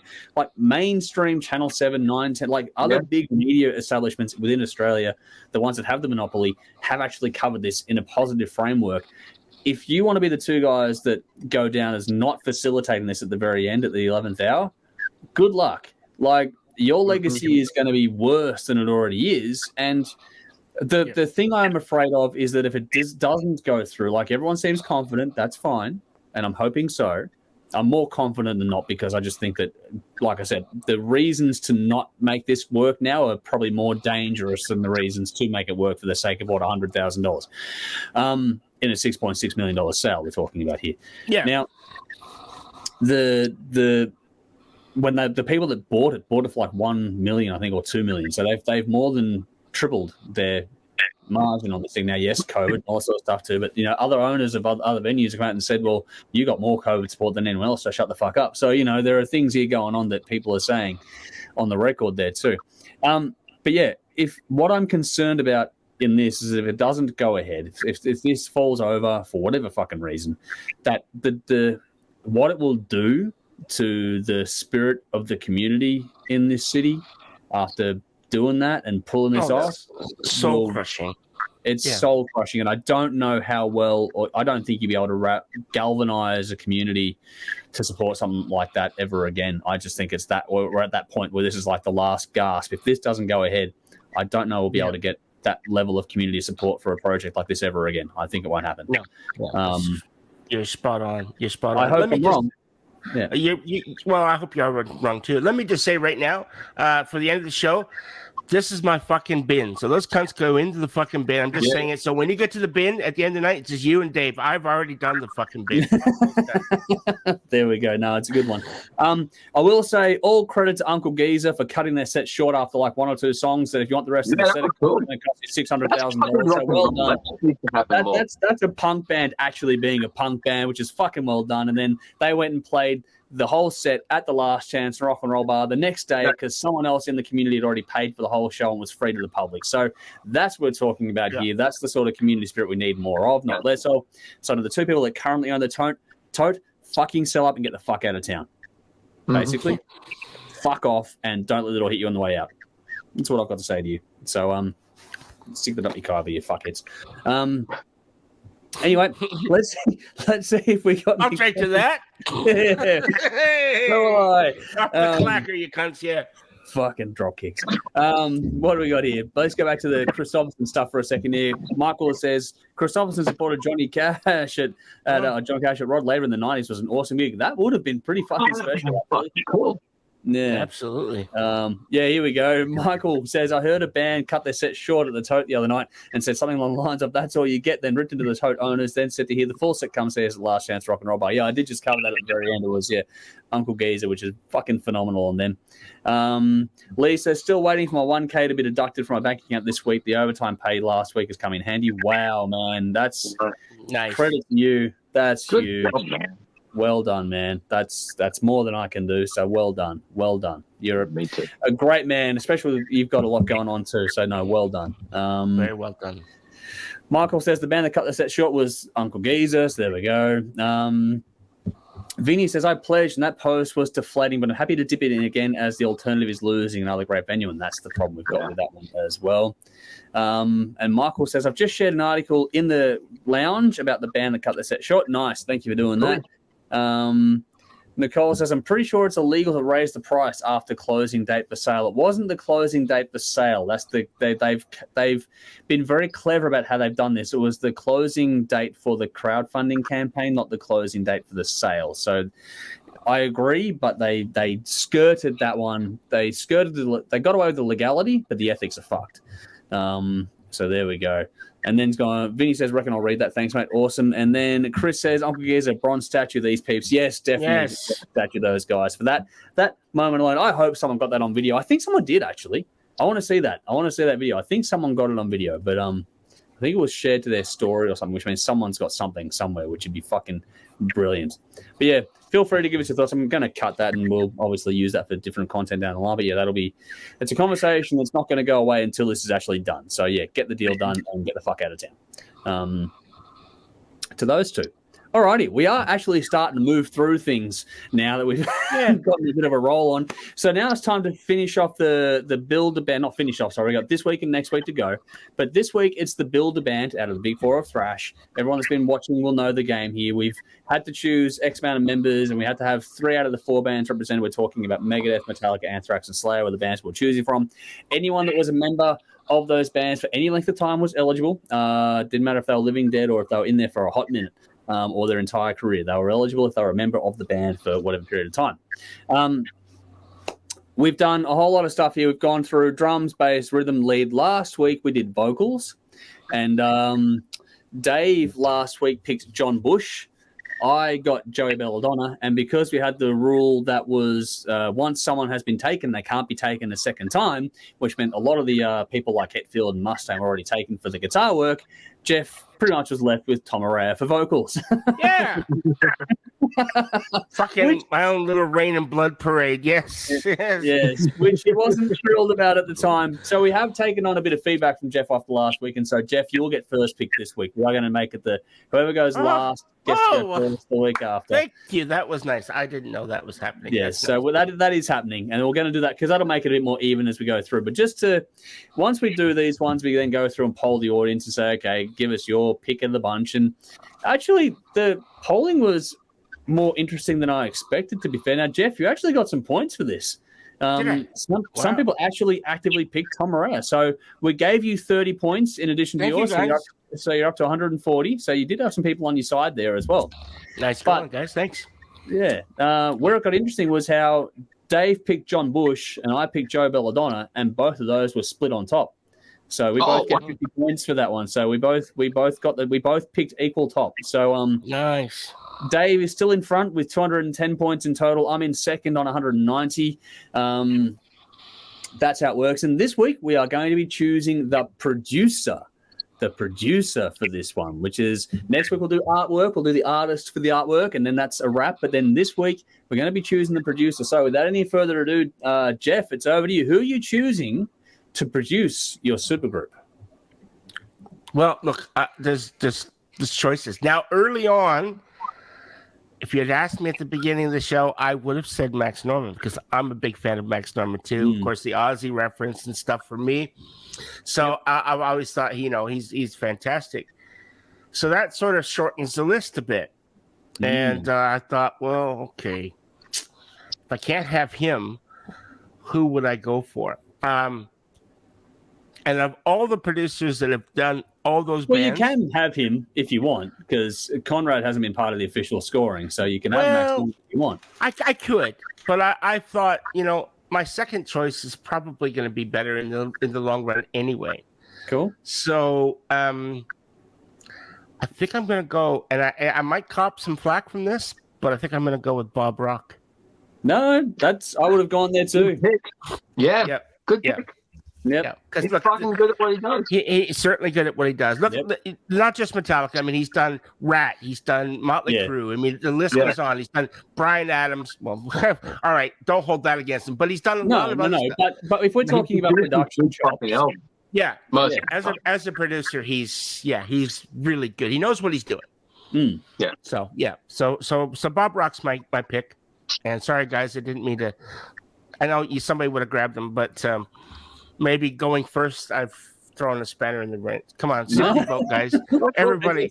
And going first, you get the pick. So that's what it's all about. No, but that's cool. Like I guarantee you, on my short list, he was on there for sure, and probably was on my short list to be blunt. Yeah. Because for me, he has created one of my all-time reference albums, and you can love or hate the Black Album, but the way that fucking sounds is phenomenal.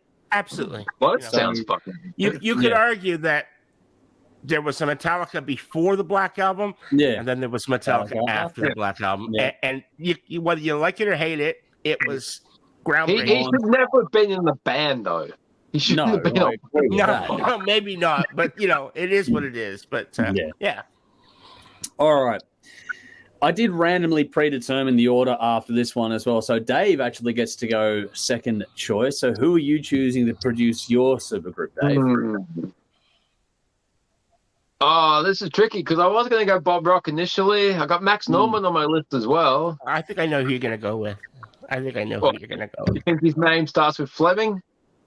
No, I always thought you might go with somebody who has produced one of your favorite artists. His last name starts with C. No. And if I was to... And this is tempting. Clink. Yeah, it's so tempting to go with Fleming, but I'm going to go with Eddie Kramer because he produced Among the Living. Okay. And I think Among the Living sounds fucking amazing, and Eddie Kramer is an amazing producer. And it was weird that the guy who produced Hendrix produced a thrash metal album with Among the Living. Yeah. It's cool. I like his work, so I'm going to go with Eddie Kramer. I think his work on Among the Living is fucking great. That album's awesome. Yeah, absolutely. Eddie Kramer's a legend. Yeah. Damn,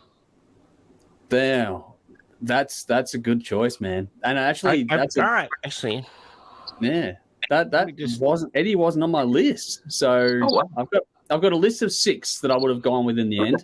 I was surprised because I don't really pay attention to producers, but I went through albums that I love the sound of. It was like, oh fuck, Eddie Kramer produced Among the Living. Okay, cool. Yeah. Don't know a lot about him from his classic rock stuff, but I've got a little, a sort of like kind of a. I mean, this is kind of cheesy for me saying this, but I've got a connection to Eddie Kramer. Oh wow, cool. Yeah. So I've got a cousin. Okay. A cousin of mine. His name's Clifton David Broadbridge. He's an amazing fucking guitar player. Yep. And Eddie Kramer is his producer. Wow. There you go. So you can look, if you want to look up somebody, an amazing musician, look up Clifton David Broadbridge. He's a Canadian guy. He it's just an amazing guy. Like as a guitar player, fucking makes me look like a fucking Oompa Loompa. I can't even come close. Jeff, I want the orange paint and green hair. All right? It's your turn to be a fool this week. Do the fucking Oompa Loompa dance. Yeah, I should. Yeah. Send me a video. I'll stick it on TikTok. See what happens. Yeah. Oh boy. Yeah. Oh boy. Oh yeah. Oompa Loompa dance challenge. Oh, yeah. Oh wow. Oh Metal no. style. Yeah. There we go. You've left me in a bit of a bind. Yeah, go on. Sorry. Dude, I want I want to hear where you're gonna go. Because I've got 2 that are like neck and neck on my list after Bob Rock. Like Bob Rock would probably be my first pick, but the next 2 I've got, I could go either way and be really happy, like insanely happy. So I'm not. So no, not my Clink. Sorry. I can't even get a fucking thing to Clink right. Nothing's fucking working. Sounds like. Though very, very good producer, not on my short list. Okay, people I'm not going to pick that were on my short list were going to be there's Jay Rustin, Fleming Rasmussen, and Greg Fidelman as well. There were some really good albums produced by those guys. Dave Jordan. But I also picked a couple of other ones here that I don't know which way to go because these 2 I could be easily happy. I've got Terry Date up there. His collection of work is very good, but I'm actually going to go and pick Andy Sneap Nice pick, man. His body of work is absolutely phenomenal, and I'm getting recency bias as well because don't forget he produced Firepower from the Mighty Judas Priest. So this guy, I think you were going to go with that. Yeah. Sorry. And what a player too. I was thinking you would go with that. We all fucking love Firepower. That sounds amazing. Yeah. So I can't think of any other producers that can fucking produce and play like he can. Like that fucking guy's amazing. Yeah. So I'm surprised that it was still there at number 3 for me, to be honest. I'm like, that's how highly I rate him. I'm like, okay, cool. I'm going to go with him because I think that he's like this generation's Bob Rock in a lot of respects. Everything he does just sounds fantastic. And he's got an extensive collection of music too. It's not just, this. So he's done a lot of the heavier bands. He's done Slipknot and that before as well, up to Judas Priest. Like he's done heaps. So this guy, what I love about him is that he obviously knows how to challenge the bands in the right ways because every great band he touches, he just gets the best out of them every single time. So I'm going to go with Andy Sneap. So there we have it. So for producers, Jeff got Bob Rock, Dave got Eddie Kramer, and I've got Andy Sneap. So we'll do a video post on this one and get people's votes on this. It's going to be really interesting to see which way the audience goes versus us on that one as a wider thing. So we'll go. We need more videos like a year and a half in the life of Metallica when we saw the behind the scenes making the Black Album. Where Bob Rock's just in Kirk Hammett's space. You can do better with this fucking solo. You can do better. And we get the Unforgiven solo. I would love to see behind the scenes of Judas Priest making Firepower. Yeah. This day and age, why aren't people recording this shit? And it doesn't matter how big or small the band is either. If you got a phone, you can do it. Yeah. And those fucking videos from Metallica, they were huge. It was cool to see Metallica behind the scenes making an iconic classic album at the time that we didn't know was going to be as big 30 years later. But why are people not filming this shit and releasing it? Yeah. Part 2. I've got part 1 around here somewhere, but there's part 2. So I'm packing at the moment. So there. I remember like renting those on VHS and making illegal copies. I'm going to get fucking pirated. You're going to get a notification in your email, Dave. Do you know how many times I've watched that? They're going to incriminate me. Yeah, think of me being obsessed with production. Me being obsessed with production, the amount of times I watched Year and a Half is sickening. If you knew me back then, that was all I would watch, especially part 1, focusing on the studio side. Oh my goodness, I fucking loved it to bits. That is such a phenomenal piece of. They should do. People should do. And Metallica to this day still do like the rehearsal room. Yeah. Like who they do, but why are no other bands really doing this shit? I don't know. Skid Row did it great with Say Can You Scream, that tour documentary. That was cool, but that was tour. I want to see studio stuff. Dream Theater do it occasionally. I like studio stuff too. It's because it sort of gives you an insight, a look at how things are done, right? Whether because you hear it, but then you're like, geez, I really like to see them talk about the songs and see how they're done. Yeah. I like that. I love hearing early demos, just a drunken idea, and then you see how it progresses to the finished product and how the producer changed it, how the band changed it when they start to like just jam on an idea that one band member had. No, I completely agree. Shit, people. I don't know why it's not done more often, to be honest. I really don't know.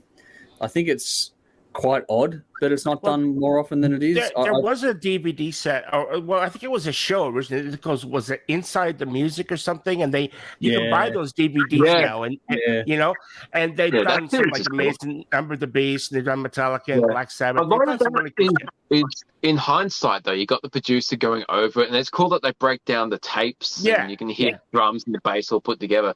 But just in the studio at the moment. At the moment, I agree. I agree. Yeah. So that's a fucking great thing. So. Yeah, no, I completely. Yeah, it's a weird thing that I would love to see done much, much, much more often. Well, it's surprising that it isn't.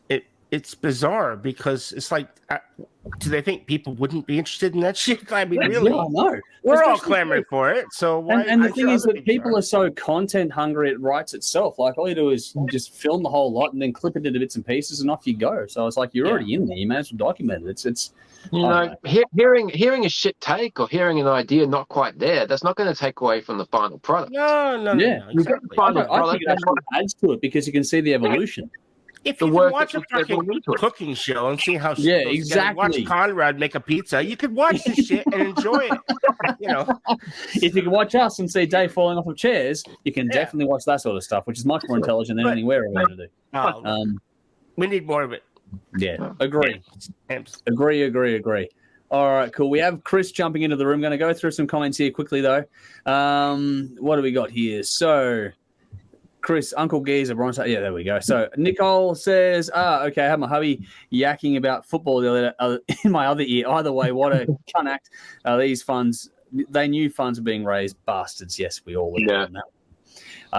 Chris has gone, which we'll get him back in here. Sure, we'll get him in here. See him in the waiting room, so we'll wave to you in a second. But Bob rocked by a bee stick over Danny Huff. Bob has more great heavy albums to his name, but Danny did Cryptic Writings, which is hands down Megadeth's best recorded album. So there we go. Thank you. A lot of people shit on that album. I think it's fucking Cryptic great. Writings is good. I like it too. Yep. Guy says Bob Rock did the Cult too. Love Cult. Yes, that was there as well. But Chris has gone, Load is my reference album. Black was stunning, but Load was like the Black album with actual feel. Nice point. Andy Wallace for Andy Reid. That's his choice then. But Darren's going with Fleming Rasmussen as well. So we're getting some interesting choices here. Vinny says, careful what you wish for, Dave. Behind the scenes of Judas Priest could capture a lot more than we wanted. Oh, no. Well, I read Helford's book, man. I read all types of fucked up shit. Oh, wow. Hey. Well, this is no. What we need is the behind the scenes of the Rocky Horror Picture Show, just for Dave's enjoyment. Oh yeah. Me and Jeff have been talking about doing like rock bio reviews. We've gone over a couple of books that we both had. Yeah, man, you got to read Helford's book. There's some really Confessor, whatever. It's a really good read, but there's some really fucked up stories like. Like back in the day when Halford used to hook up with people in public torts and they do reach arounds in the different stalls. So he'd do him, the other guy would do him, and then usually apparently there's an etiquette of one person leaves, washes their hands, and walks out. So this guy didn't give Halford a few minutes, and he walked out, and he's wearing a Judas Priest t-shirt. And he's like, this guy's just fucking, oh my God. And Halford just winks at this guy and says, see you on the next tour. And walks out. Yeah. There we go. Well done. Yeah. Well done. Good on him for having the courage to write it, because that sort of exactly. It's a no holds barred book. Because you probably heard the story about Halford's boyfriend bullies fucking brains out. Two consenting adults get up to behind closed doors. Who the fuck cares? Let them do what they want. Yeah, exactly. Yeah. Halford's a fucking legend, and his book was an amazing read. Yeah, so, dude, read that book. I haven't read it. Okay, we'll do it. I haven't read it, but I will. Yeah, cool. Get it. It's a great book. I'll order it right now. Huh. Yeah. Oh, there we go. I'm on with the technology. All right. Chris says 1.5 years, part 1, watched over 200 times since it came out. Yeah, it's an easy one to repeat spin. Vinny says, I raised this once in a prior stream. Bands can pick up a more devoted fan base by revealing the creative stages of putting an album together. I completely agree with that. Taking your fans along for the journey is important. Do it. Michael says, producers, very interesting when you talk Metallica from their formation and the different approach to the Black Album when Bob did what he did. Chalk and cheese, definitely. Vinny says, we could watch Thor sneak into his mother's bedroom to swipe the charger. That's behind the scenes of THRS. Here we go. Here's an image for you, Dave, from Darren. Imagine Halford as Frankenfurter. So just to... Oh, yeah. I'm just a sweet painkiller. You missed the reference, though. Yeah. That's nice. Well done. That is cool. All righty. Let's do something a bit different. Let's bring Chris into the stream. Hope you're ready for this. We touched base like it for a couple. Here we go. Get the horns. Here we go. Maybe we'll get you, Hey, fellas. How you going, mate? How you doing? I'm good. How are you guys going? I know how you're going because I've been listening to you all night, but... Well, there you go. Can I just get you to try and turn yourself down a little bit there? I don't know, there's a bit of a feedback sort of loop coming through on this. I don't know if anyone else can hear it, or is it just me? I can hear it, Yeah. Ooh, and is that a Bark at the Moon picture disc behind you? Signed by Ozzy. You fuck. Oh, man. Get out of here. Oh, man. Did he try biting your head off? No, but I asked him to. Wow. Hold on. That should That's one of work. my- Hang on, don't worry there too we much. go. That should be That better. sounds great. That There we go. sounds I great. fixed you up. Don't worry about it. I did something here in the settings behind the scenes, so you're all good. Yeah, that makes it a bit easier for you. How you going? I'm pretty good. Not bad for a drunken idea last week, and you figured here we go. So you're here. Oh, who would have thunk it? Who would have thunk it? I love that. Yeah. So you've been watching and interacting with us for a while. Hopefully you're enjoying the silliness of the live streams. And I know that Dave hasn't it. fallen out of his chair Love yet, but Yeah. No, yeah. can't tonight. But, let's just quickly, we'll get to Savatage in a second because there's a few little pointed things I want to quickly touch base with you on. But just generally speaking, a bit of a background because you play and sing and do a bunch of things. You've got an active band at the moment as well, if I'm correct. And so what is your musical world look like at the moment?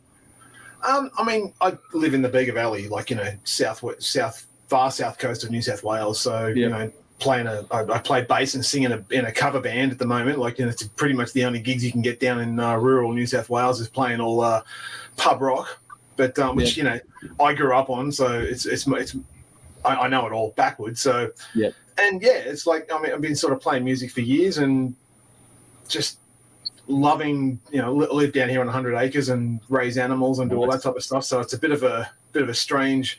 I've got 3 pigs about to be dispatched in a couple of weeks' time that are going to go in the freezer. So it's like the strangest combination of I'm a farmer who plays hard rock and bogan rock in a hard rock band. That's just cool. Crazy.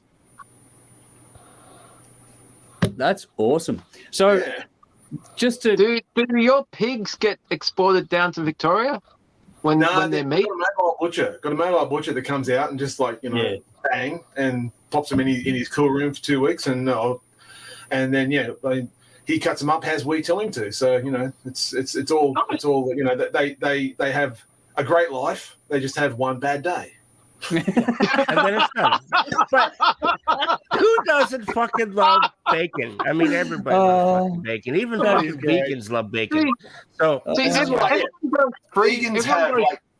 vegans have their whole vegan bacon. It's so good. That's exactly right. That's what I mean. Actual bacon. That's how good it is. That's right.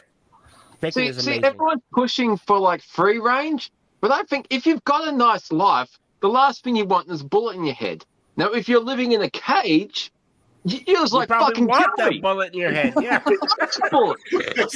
There's something to be said about that. Weird logic. These animals are going to have a miserable death.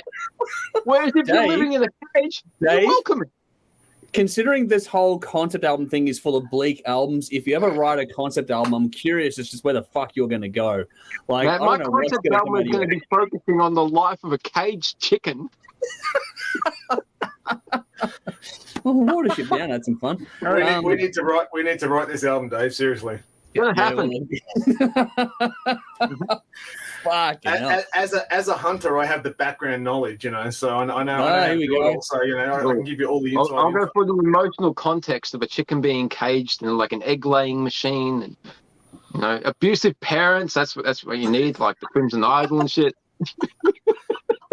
Abusive chickens. The Crimson Hatchery. I mean, what the fuck? Yeah. I have a feeling most of those chickens didn't know their parents. Just saying. I have a funny feeling Dave's just looking for a reference to Choke the Chicken to put in there somewhere. That's what I'm looking for. I was thinking we got to cover Battery from Metallica. Oh, here we go. Let's do a parody. Let's do a Weird Al parody. Oh, that could be fun. That could be Factory. Battery. Factory. We need a solo-inspired family. Yeah. There's references to family and Battery, so yeah, you can. There's ways to make that work. Oh yeah. Factory is found in me. I'm not sure that works quite so well, but you never know. We are talking about chickens, so you could have a whole thing like a chicken and saying fade to black. The whole. This is a concept album. We're into a concept album here. Yeah. Let's maybe make the fictitious version as opposed to the real version that talking about behind the scenes, because the idea of executing chickens. No, it's all got to be fictitious. Go for an Alice Cooper guillotine style. That's what we need. Master of Nuggets. Oh, that is great. Yeah. Master of Nuggets. Oh, All right, I'll see you next. Yeah, I'll see you next week. Yeah, I think you popped that one. Like, good luck beating that one. Fuck me, that's going to be one of the calls of the year right there. Oh wow. On to a bit more serious note though, just to because the band Savatage, and in particular Streets Rock Opera, has a particular significance to you. The parts of this you used in your wedding vows, Yes. referenced there as well. So, fill us in. What is you? Savatage is, I think, if I'm correct, your all-time favorite band. Is that right? It's up there. Like, I mean, I grew up with AC/DC. My uncle got me into AC/DC. He made me a mixtape when I was like in my early teens, and moved into Metallica, and they're probably up there. But Guns N' Roses, all those bands. But Savatage were one of those bands that I kind of got into. No one knew them in Australia, and back in the mid '90s, I was kind of like doing all that whole bootleg trading. You literally find people all over the world. And there was a guy up in Brisbane that I was trading bootlegs with, and he goes, "Have you heard of these bands?" And I went, "No." And he goes, "I'll make you a mixtape."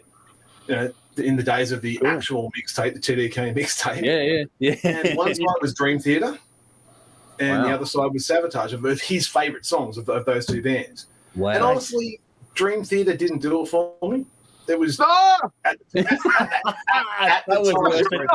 Dave, you don't know what songs they were. They were his favorite songs. I've gone from AC/DC, as bad as progressive as I got was Metallica, and I listened to Savatage, and for me it was kind of like my introduction to that style of more in-depth time signature changes and all that type of stuff, and it absolutely blew my mind. Wow. It had, because this is about 96, so like Streets had been out for like 5 years. Yeah. And there was also, there were other tracks, and the Handful of Rain album, Dead Winter Dead, had come out already. So there was the odd spattering of songs in there. And I remember hearing the song Chance, which has got that whole multi-vocal thing going on. And but then it was like the last song on the tape was Believe, which is the song I actually has become this holy grail for me. And it's like, it's one of those songs where it doesn't matter what you're feeling, for me anyway. It doesn't matter what you're feeling. It covers every base. If you're feeling down, you're feeling up, you're feeling positive. It's a song that you listen to, you read the lyrics, and it's quite a dark song. It's kind of like that whole regretful redemption type thing. But for me to use a snippet of that in my wedding vows was completely right. And it's kind of like a lot of people put a lot of emphasis on things like "Bed of Roses" by Bon Jovi, and it's a pretty dark, horrible song, but it can be beautiful in the right moments.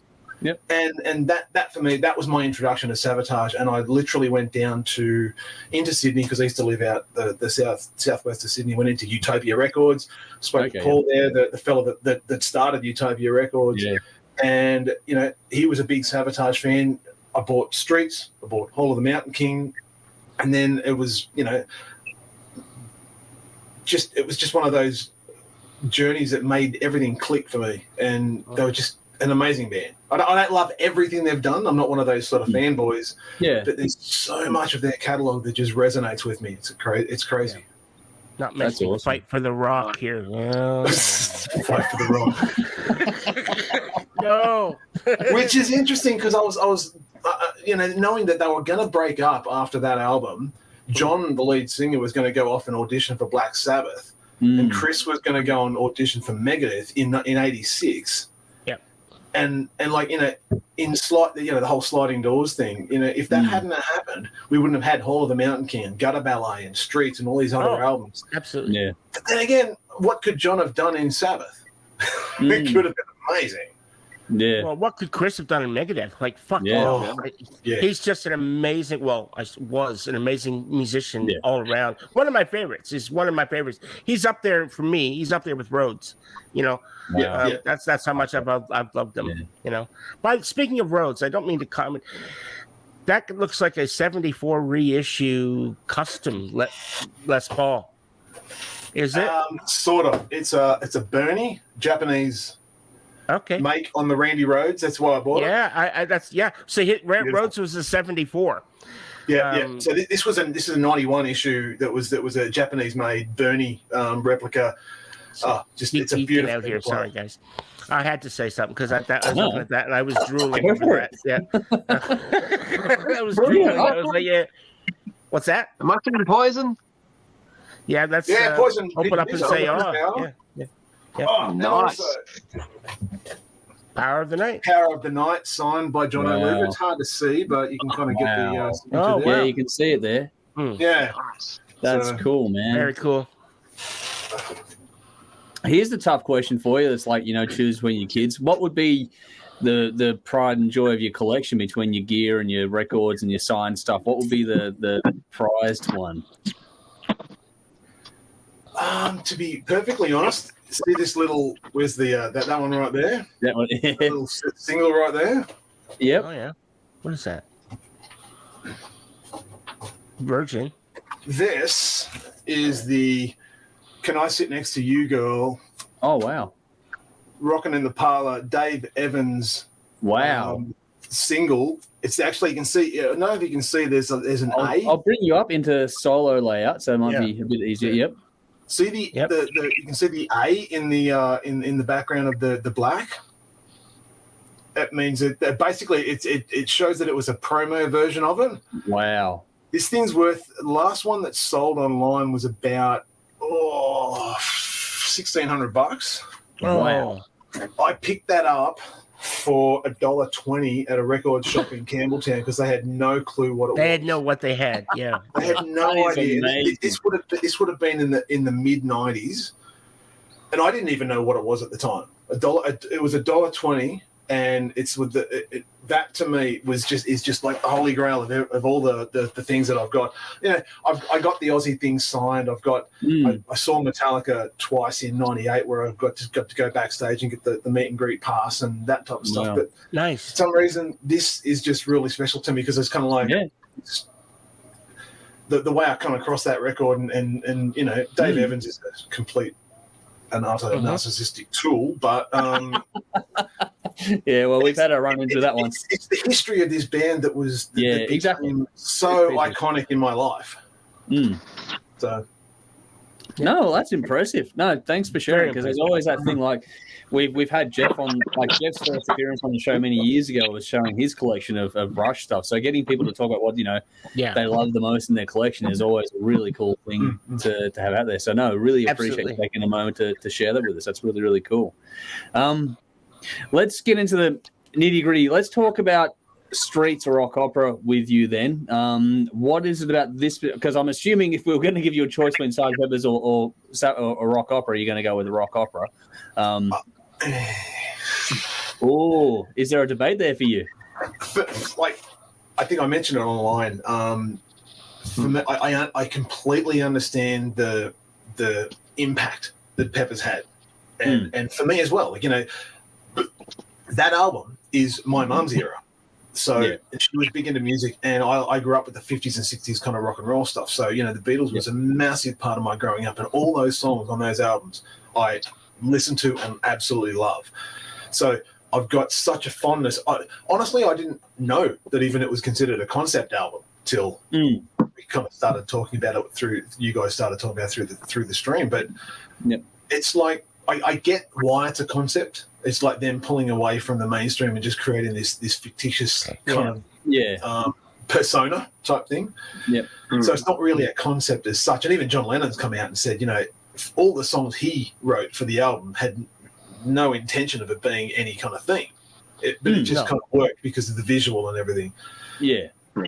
But the impact that Streets from my own growing up had is just, John's vocals. It's just like, there's something about the way that he can do these high-pitched screams to these guttural growls to these beautiful, crisp, clean vocals. It's just it stands the hair on my arms up, and I just have to I have to go with that, even though I know that, again, I think Conrad said it before, it's not going to be the album that's going to be referenced in another 30 years' time, yet people will still talk about Peppers in 30 years' time, and that's totally warranted.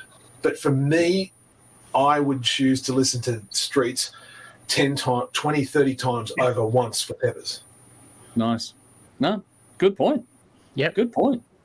All right, well, let's do the rounds then. Let's do this in real time and see Chris's reaction to our choices as we go through things. And Jeff, let's throw to you. Which way are you going to go on this one? Got your notes. I got my notes. All right, so I'm going to start with Streets. Okay, now let me just preface this by saying I love Savatage. I've been a Savatage fan for many, many years, probably back into the mid 80s. So I've kind of grown up with them as a teenager, and so I still love them. However, you're not going to like me, I'm afraid. So when it comes to concept albums, I'm reading now, without a doubt, the most important thing is the lyrics and the story in its telling.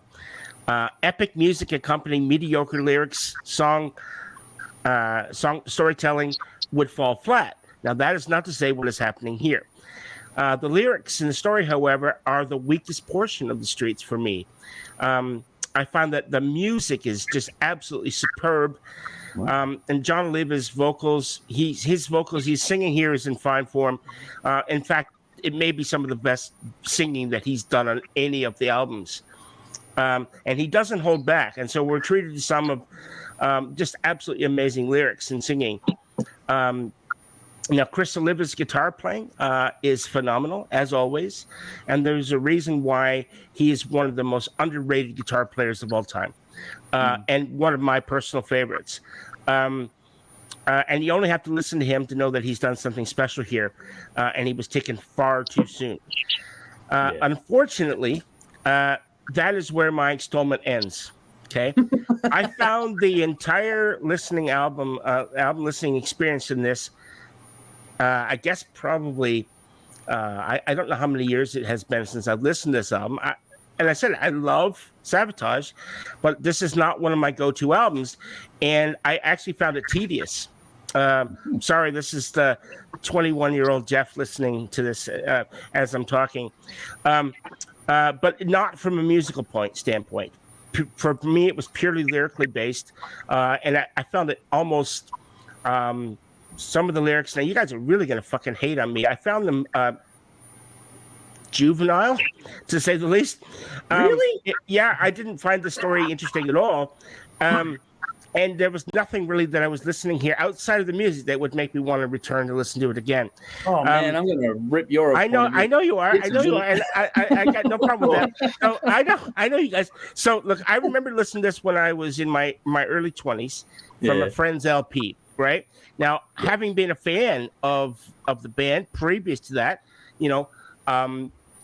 I had Sirens, and I had listened to a lot of stuff. I had listened to Hall of the Mountain King and Gutter Ballet.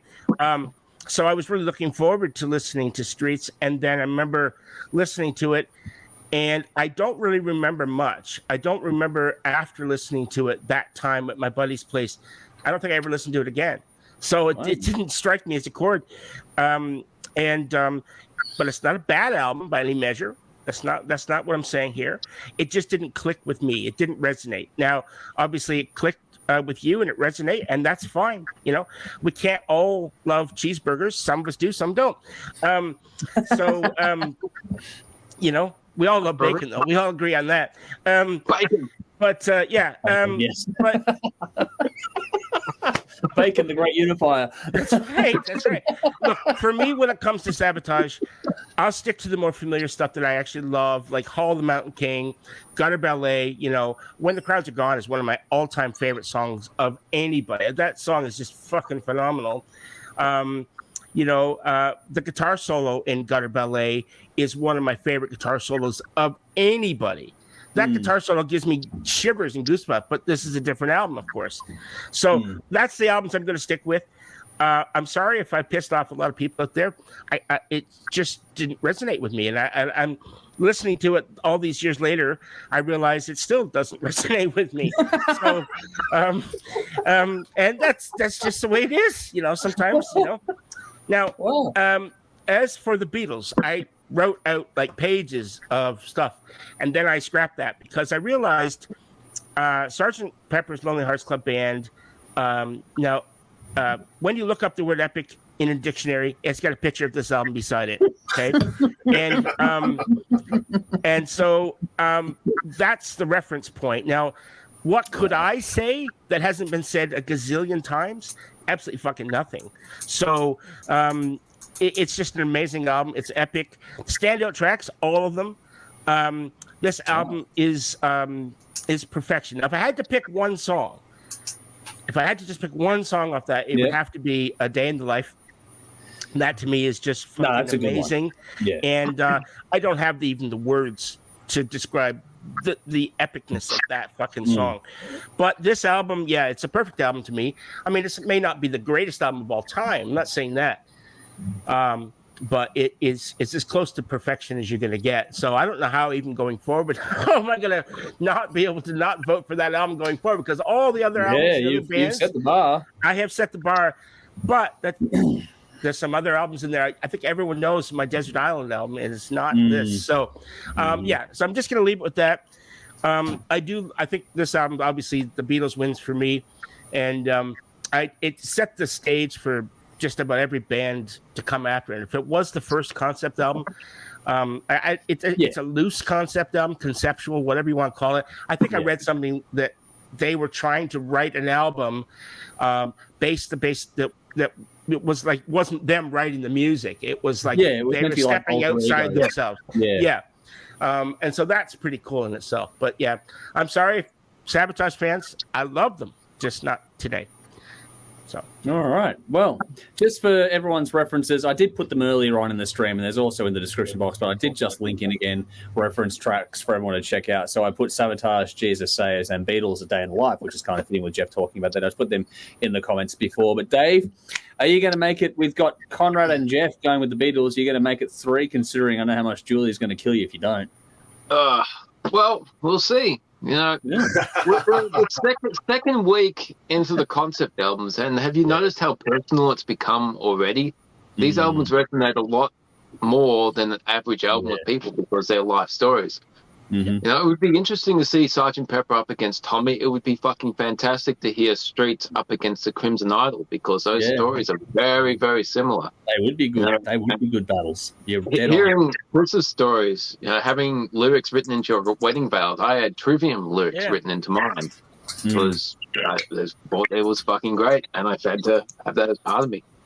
I have to say, as fate would work out, I had to listen to an album this week that has a song called She's Leaving Home the week my daughter is away on grade 6 camp, and I haven't seen it. So I got emotional. Jesus Christ. But as mentioned, my wife is a massive Beatles fan. This is an original Sgt. Pepper. Wow. Yeah.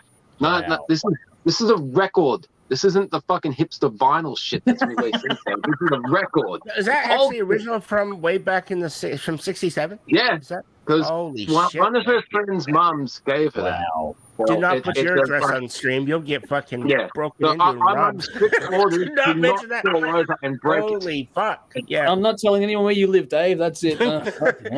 Wow. My wife has an awesome record collection. It's part of the reason I married her. Nice going. That could be taken in a number of ways. I wanted to marry her before I knew what a record collection was. She's fucking. That was just a bonus. Yeah. Right. Now, down to the review and the comparison. But 1967, 1991, the world changed drastically. You know, different eras, different genres, different approaches to making music. Yeah. One is a concept album, one's a rock opera. The difference being that rock operas actually have a complete narrative with a start, middle, dramatic build, and an end. A concept album doesn't necessarily have to have a resolution. Just a bunch of stuff that happens within that concept. There's kind of a difference. And it's weird that they're all just being classed as a concept album. But we wouldn't be talking about either without the Beatles and without Sgt. Pepper. Because as much as Pete Townsend would love to say that he invented the rock opera, the Beatles invented the concept album, which kind of started the whole ball rolling. And I think the fucking... well, this album changed the trajectory for the Beatles, which in turn changed the trajectory of music history. Sgt. Pepper marked the beginning of breaking out of the 3-minute confines of the pop song. Boring bullshit. And Pete Townsend would expand on that a couple of years later. Now, not just confined in songwriting, but the studio and the producer became part of the band, experimenting with what could be done. And the Beatles' idea of using this other band, the Sgt. Pepper's Lonely Hearts Club Band, it allowed them to break out of the expectation of the fucking, the fringes, the suits, and the bullshit that they were confined into. They got to be other people. It's like Stephen King writing as Richard Bachman. It sheds exactly. They got to be other people, so they got to experiment. And that opened up doors to bring like literature into music. Right, absolutely. It was innovative. But at times, this album, the Sgt. Pepper, can seem very pretentious. You take enough acid, and any bizarre bullshit can be considered art. You could spend fucking weeks trying to find a deeper meaning or any meaning into some of these songs. Or you can simply turn your fucking mind off and just enjoy them for what they are. And that's part of what makes the Beatles brilliant. You can enjoy them as pop songs, or you can try and ascribe a deeper meaning, and that's personal for anybody who listens to it for the past 55 fucking years. They work on many different levels. You want deep and artistic, symbolic, social commentary with abstract undertones? Okay. You want a catchy pop song? Cool. Now, Savatage with Streets. I have not heard this album until a couple of days ago. This is dramatic, emotive portrayal of success and loss, rise and fall, and I fucking love the Crimson Idol, and as soon as I started getting into the story, I'm just like, holy shit. Given a few more weeks and a few more months, I could really get into this album, and it would be elevated to that, because I can really... I've never been through shit like what's portrayed in this, but I could really, I could emotively empathize with the stories. Yeah, you can. And that's what great drama does. I'm a massive movie nerd. I like stories. I like reading. This is really well done. This is a rock opera compared to a concept album. So this is where it gets really fucking hard. What do you want? Especially you being such a fan of bands like Avantasia as well. Which, I like the whole over-the-top stuff. I like things from... There's so many great albums in this whole concept album battle. And the performances on the Savatage album are fucking amazing. They're not stuck into any confines of what rock or metal or subgenres within that have to be. There's elements of both of those genres, and there's also piano. So it dates back to early, like, Rise and Fall of Ziggy Stardust, which didn't make the list, unfortunately. But no, that's true. Whenever the emotive need for the story, they use that musically to convey that, which is amazing. Considering 1991, you got the Black Album, you got Use Your Illusion, you got Slaves of the Grind's a year away. It's very heavy, it's very metal, and they do that, but they also have a tender moment, and not just like don't cry or nothing. At the end is one hell of a way to close the album. I mean, my God. So, and I don't know why this was never on my radar for the last 30 years, because I fucking love this album. This is great. And from what I can understand, this is a massive undertaking for the band at the time, and it paid off. They pulled it off remarkably well. It was going to be a double album originally. Yeah, I would have loved to have heard that, actually. But I've been researching, but there's been like the master tapes are lost, so it's never going to happen. And they've been re-recorded for future projects. But it would have been fascinating to see like the director's cut, so to speak. But I'm going to... This album deserves a lot more attention than mine. The characters are interesting. The story is fantastic. The riffs are great. The solos are amazing. It's gritty. And within that grit, there's moments of beauty. There's fast rockers. There's ballads. It's really a tough choice, because depending on my mood, I could listen to either of these albums and be perfectly happy listening to a concept album or a rock opera. And it's really hard, but I'm gonna go. It's a shit reason, but I'm going with the Beatles just simply for cultural significance. It's just something that everything else was based on. But I am so glad Savatage made the list, because I would never have heard this album before. I think a lot more people need to be aware of this band and aware of this album, because they pulled it off remarkably well. So I got to go with the Beatles. I think Sgt. Pepper has just songs that you can just like the first couple of seconds, like that's that song. It's just it's instantly identifiable. That's right. Wow.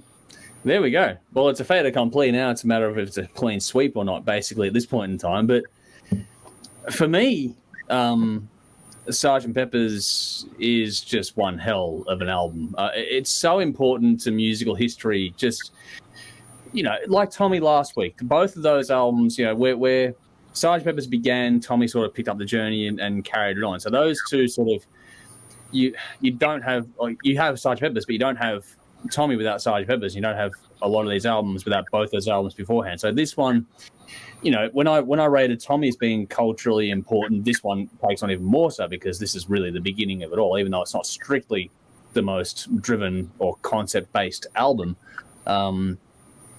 Its cultural impact, like as everyone said, we're talking about it how many years later on? Like, it was released in the late 60s. It's still, you know, iconic today. I don't know where concept albums or that sort of idea would be if not for the Beatles taking that chance at the time. They wanted to get off the road. They wanted to stop doing the singles and all that kind of crap. So this changed everything. Like, this is a real pivotal moment in music history. And it's also an album that, just purely for production value, especially for the era, it's a must listen. If you've never listened to Sgt. Pepper's from cover to cover, you really should. Like, it's one of those, I think it's a required listening, educational listen. Like 100 albums to listen to before you die. This is that good. It's so important. It's certainly vintage. It's time-stamped in the best way, though. Like, it takes you back to a different, more simpler time, so to speak. There are some wild twists and turns on that album. There's happy music that hides some really sinister and dark stuff, which there's actually a bit of a penchant for the Beatles to do that here and there throughout their career. They do some twisted stuff under some very catchy tunes, which is like, okay, what the fuck is going on? You know, there's, you know, a guy talking about how he basically beat his woman and kept her away from all of her friends and stuff, while, you know, it's I'm getting better all the time, which ended up being a fucking commercial. Like, what are we doing? You know what I mean? It's a wild contrast. It's bizarre. The use of Indian music in it is interesting as well. You know, the tones that it's just a little thing that's just smattered all throughout it, but it's well done. And it's an eclectic listen, but for all of that, it fits surprisingly well. Big hooks in it. You know, these songs certainly stay with you. I mentioned before that they've been used in TV commercials, but you also had What Would You Do If I Sang Out of Tune being the theme for the Wonder Years for how long as well. Like, this is all so much cultural impact as you go through. It still keeps resonating even today. The band, when you listen to it, the band are tripping their time away in their own little fucking quite pleasant world, and you know, it makes for a really engaging, disarming, and charming listen. You know, for me, like, they're literally just tripping the day away. There's nice stories in each song, really complete, impressively detailed little stories too. Again, critically important. You can't overlook or underappreciate this album. It's an all-time great. Now, that said, Sgt. Pepper's is a collection of short stories. Streets is a complete novel, which is where the concept album comes into play for me. It's dark, it's gritty, it lives up to that title. It's funny how Conrad mentioned how it had that New York grit and feel to it. You feel that. The second you put this thing on, you got the opening track, These Streets, and then you get the spoken dialogue, which, forgive me, but reminds me of Bobcat Goldthwait a little bit. But they should have got Bobcat to do that bit. They should have. He was popular at that time. Yeah, I know, it would have been perfect. But that joke being thrown in there, the actual delivery was brilliant. That spoken bit set up the tone for that whole record so well, and it set the concept. Like, that little monologue set the whole thing up from beginning to end, and it did it. And that's like the smallest part of this album, and it did it so well. They set this up between the Streets track to open it, and then that little spoken bit was just fucking great. After that was John Oliver. That was John Oliver doing it, who grew up in Florida. So to put that New York accent on was pretty damn good. It was a convincing accent. Yeah. And that's the thing, is that you hear it, you feel it. And that's the thing, is it doesn't feel like a Floridian doing it. It feels like the gritty New York. It has everything. Like I think it's also a case of, you know, talking about watching the characters and becoming the character and all that kind of stuff too. Like, there's these little subtle things that are so well done. After that part, though, you get all this attacking music, great bite throughout the album. There's great storytelling. I'm going to disagree with you, Jeff. I think the storytelling is fucking fantastic. There's great emotive weight delivered in this one too. Like, from the highs and the lows, it's one of those ones where you get the conviction of the performance, and I think it's conveyed wonderfully well. great solos. My goodness, it's worth listening to the solos alone. Like, fuck me dead. It's crazy, the guitar work in that album. It's got great delivery across the board, but there's actually really nice character development. There's actually people you root for, which you don't often get that. Like, this is like Dave made the comparison to the Crimson Idol, and I do completely agree with that reference because it's a different version of Johnny. It's the whole thing where it's just sort of like, okay, cool. Like, and that Crimson Idol is one of my all-time favorite albums. This one, it makes it instantly relatable because you've got someone else who's going through the hard times and then gets the highs, and it's just this wild roller coaster. But the character development, even though it's in a concept and the songs are short and all sorts of stuff, but you get I forget the name, but the guy that knifes the other guy, like those characters are actually fleshed out. Yeah, Sammy and Tex. Like that is actually that pivotal moment of the story, and you're waiting for revenge the whole time through afterward. All this kind of like there's emotive weight, storytelling, and character development all done in this album. I think the lyric work is fantastic. Little references like a frightened slab of bacon is just one example. Like, that's such a clever little lyric. In the context of this conversation, bacon for the win. Yep. Bacon. But that like a frightened slab of bacon is like, wow, what a cool little lyric. And there's other ones afterward too, not just that one. There's lots of little moments that you're like, there's a lot, because you have to truncate things because you're writing a song, not a novel. You have to find ways to make your point in a shorter manner, and they've done that really fucking well. It's something special about this one. It's a solid mix. It's a little bit time-stamped from the 90s, but it's still punchy today, holds up well. And the theater aspect of that, like the whole thing that about it being a rock opera, is actually played out while listening to it. It makes sense. It has a beginning, a middle, and an end, like Dave said. You can't say the same thing about the Beatles, Sgt. Pepper's. You can't. No, there isn't a cohesive story. And so this, to me, is a very similar battle to last week with, Imaginarium versus Tommy. It's an incredibly important album versus a real story in an album. It's legacy versus execution.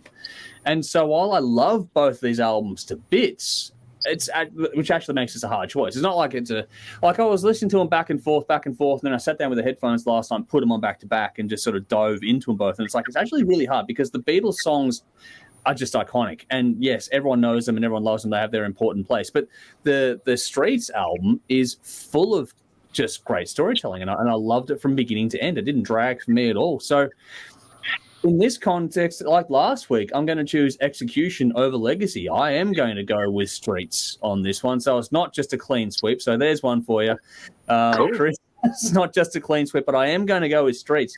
I know it's a fait accompli, it's done and all that sort of stuff, but I'm glad that I took the time to really dive into this album properly because, I think it's one of those ones where if you'd have put this up against the Crimson Idol, fuck, that'd be a hard battle.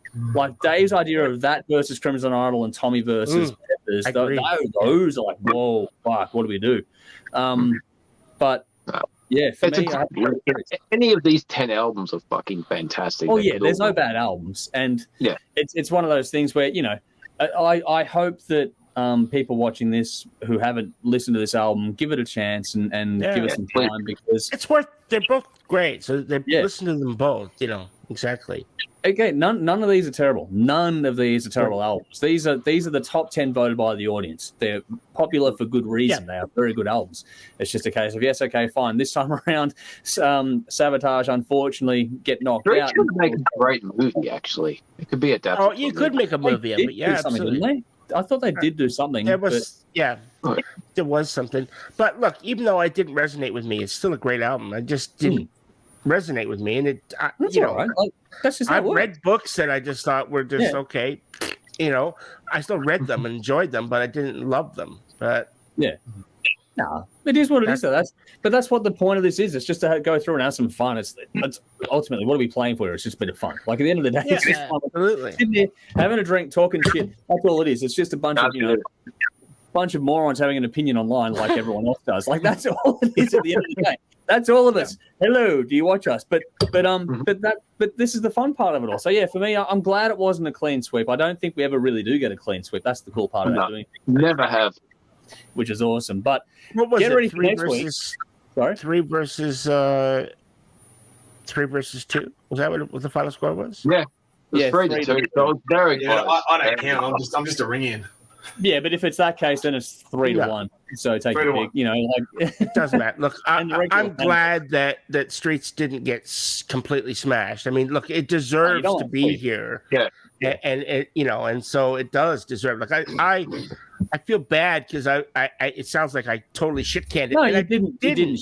No, you know, I think it just doesn't resonate with me as a story, and that to me is where a concept album has to shine through. Yeah, and even though the Beatles isn't a concept album per se, right? Yeah. And if I was to vote, which is the best concept album, well, I think I'd go with Streets because it does tell a story.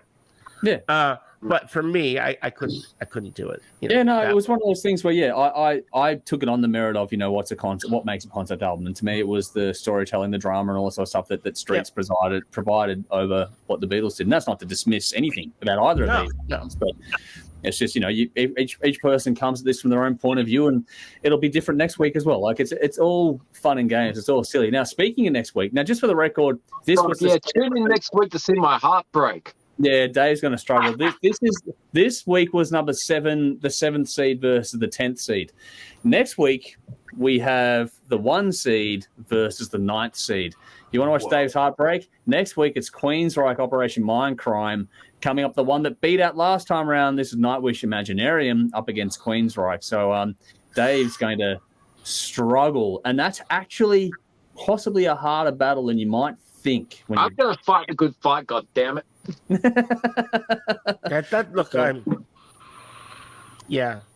not looking forward to that. Actually, I'm not looking forward to having to make a decision because fucking great. Because something has to go, and that's the shitty part. They're both fucking amazing. Even this round, they're both amazing. Something had to go.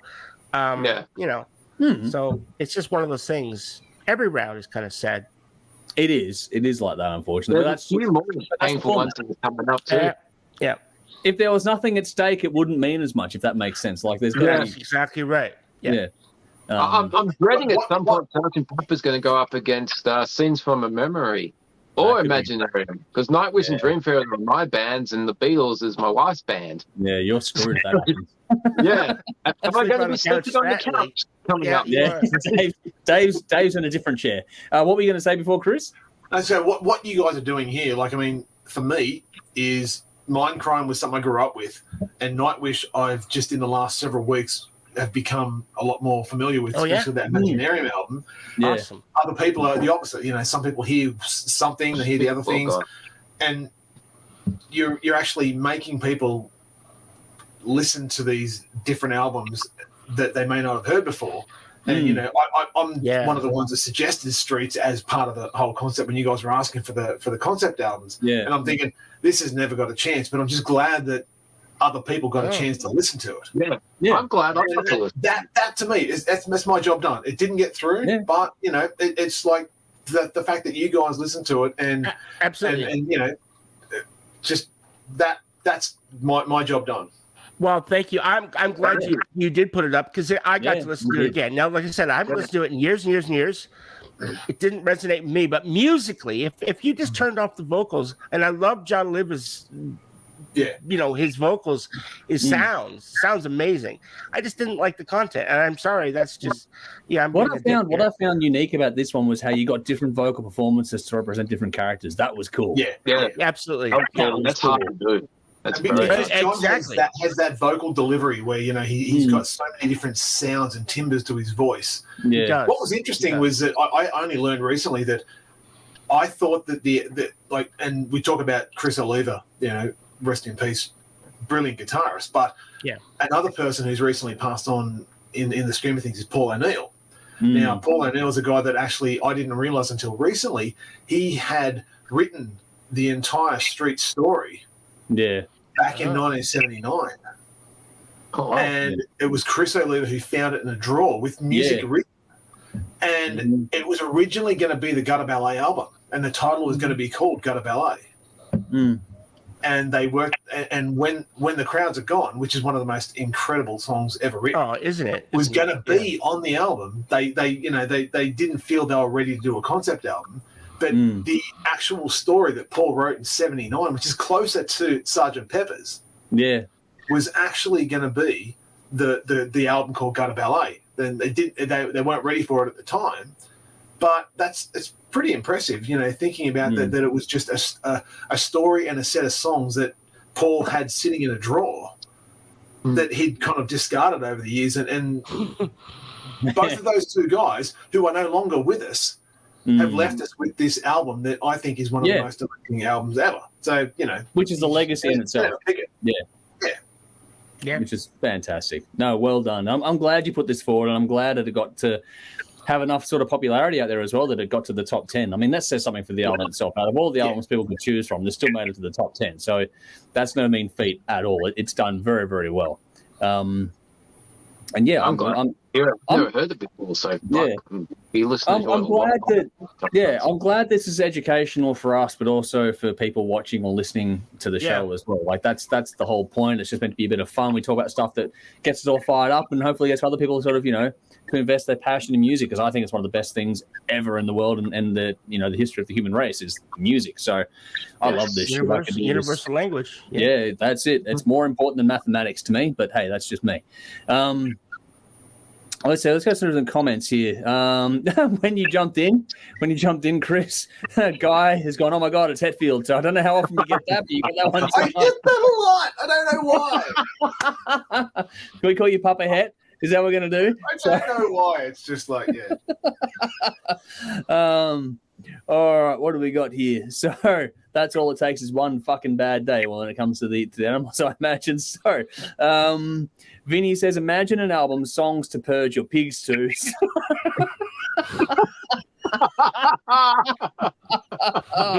Here we go. I've never purged a pig, but I'm curious. Yeah, well, it would be interesting. Wow. Who knows what the fuck happened there? I don't know which would be worse, pig or a goat when it comes to purging them. But anyway. Goats bark harder. Yes. Yeah. Allegedly. Nicole says you can call it Bok Bok Bok Dave. That's funny as fuck, isn't it? Hey, get Frankenbok in on this act too. Yeah. There we go. Pig in a box for Basher. Vinny says 2 chooks in a cage match. Hank Hogan and Ravishing Rack Rude. Yeah. Chook Hogan. Oh, Nicole's gone winner chicken dinner. How we didn't think of that before, I don't know, but yeah, winner chicken dinner is on there for sure. Michael's gone any Hard Rock Show vegans, if there are, they probably passed out. Yeah, I guess. Sorry, guys. Rowan's gone, speaking of chicken songs, Metallica has a song called Bad Seed. There we go. Oh, yes. There we go. That's going on Metallica Monopoly. Yeah, that's good, actually. That really should. Nicole says Sirens is one of my all-time favorites. Savatage. Yeah. Great album. So there we go. Yep, Best great song, album. Savatage for Nicole. Stephen, good to see you. Thanks for jumping in. Do you ever do any Japanese bands? Try Memafila. They are great. Okay, I'll have to look them up. I've been getting a few requests over the years for a little more focus on that regard. So we do have plans to dive more deeply into that genre of music or that world, part of the world. Ex-Japan, Malice Mizar, Lunacy. There's a lot of great bands out there. Yeah, so there's heaps in that regard. So we haven't done it as yet. We have done little TV bits and pieces here and there over the years, but we do want to do an actual deep dive into that sort of subculture of rock and metal. So yes, definitely on the cards. And thank you for sharing that band with us. I have to check it out for sure.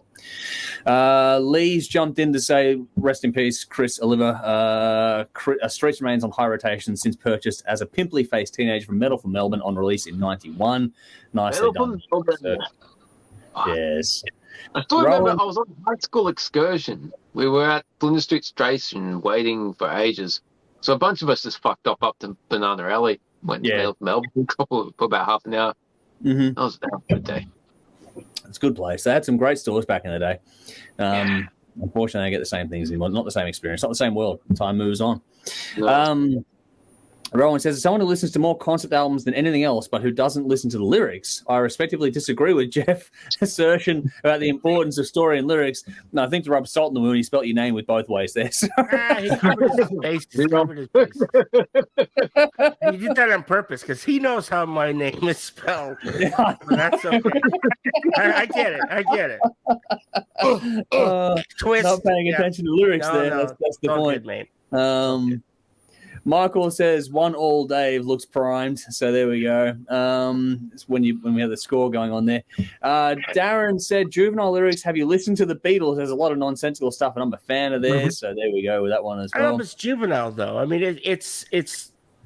I mean, they were fucking spun out on fucking all the kinds of drugs, so they were coming up with some weird shit. This is not stuff little kids were writing. I don't know, but I love Bill Hicks's rendition of the Beatles. Like, he's talking about how music wouldn't exist without drugs, and he's going, like, they were trying to get Ringo from the fucking ceiling with a broom. Like, that's how high he was fucking making this shit. It's like, great. Edge Crush, good to see you as well. They've gone, love both, but the Beatles is the better release for me, so we are getting a bit of back and forth in this one. And Rowan's gone, television commercial. Okay, that's how I recognize that song. Getting Better All the Time was used in so many commercials over the years. Yeah. But we are getting some love the other way around. So Savatage for Nicole, and same for Darren. So getting some love for Savatage here. Stephen again saying Nimafila do a version of Separate Ways. Of course, it's great. Okay, I have to check that out. That is That's cool. There's a lot of versions that are kicking around, but that would be a good one to check out. Yeah. What do we got here? Michael says, did we get past this one with no one mentioning Sir George Martin, producer, his pioneering techniques in production on Sgt. Pepper's? I did briefly reference how important it is in production history. But yes, I do completely agree. What George Martin did in terms of musical history is second to none. Can I change my producer from Bob Rock to George Martin now? Just can I? No. Did George produce? Well, he in a roundabout way he influenced it all, I guess. Oh, here we go. What were you going to say, Chris? Sorry, I didn't catch that. Did George produce anything in the Big Four? I don't think I remember reading those. Yeah, I don't remember seeing George Martin credits on the Big Four. The Fab Four, maybe not the Big Four. Well played. I'll give you that one, man. That was well done. Good catch. I tell you what, though, if you guys obviously checked out the Let It Be movies, Peter Jackson movies. Yeah. Oh, yeah. And you see the cutting edge in 70. Think about 3 years earlier, how limited technology they had to make Peppers, like to make that album with that technology, with 4 tracks and bouncing everything down. I know. Yeah, like that's just phenomenal. And the cutting of tape and the playing it backwards and everything that went into it. And that's just on top of the composition to make this happen as well. Like even the last 30 seconds of this thing, we got the 2 spoken bits playing back against each other in different timing. It's like, what the fuck? Yeah. A lot of respects, like, everyone talks about the White Album, but there's nothing like this album for me. Yeah. Eclipses that in a lot of respects. Like we were talking about the year and a half of the life of Metallica when they were recording the Black Album. They recorded fucking hours and hours of making this album, the Beatles, White Album. Now, why don't more bands do this shit? I know. Especially these days where you have the digital tools, like it's I know. It's just it's nonsensical. I'd love to see the process. This is riveting. 3 nights of watching those Beatles episodes. It was fantastic to see that. I mean, I could argue that maybe not hearing Yoko sing. That was horrible. Yeah, but it's more enjoyable, I think, to watch how an album's made sometimes than to keep listening to it. I love listening to an album, but I can watch something how it's made. Yeah. This is thing for me. When it comes to production or creating or writing or music, that's the part of the world where people want to know what's in the sausage. You know what I mean? The other parts of the world, people don't want to know what's in the sausage. This is one of the parts of the world where you do. And I think it's actually more engaging and more activating for your fan base. Correct. Person.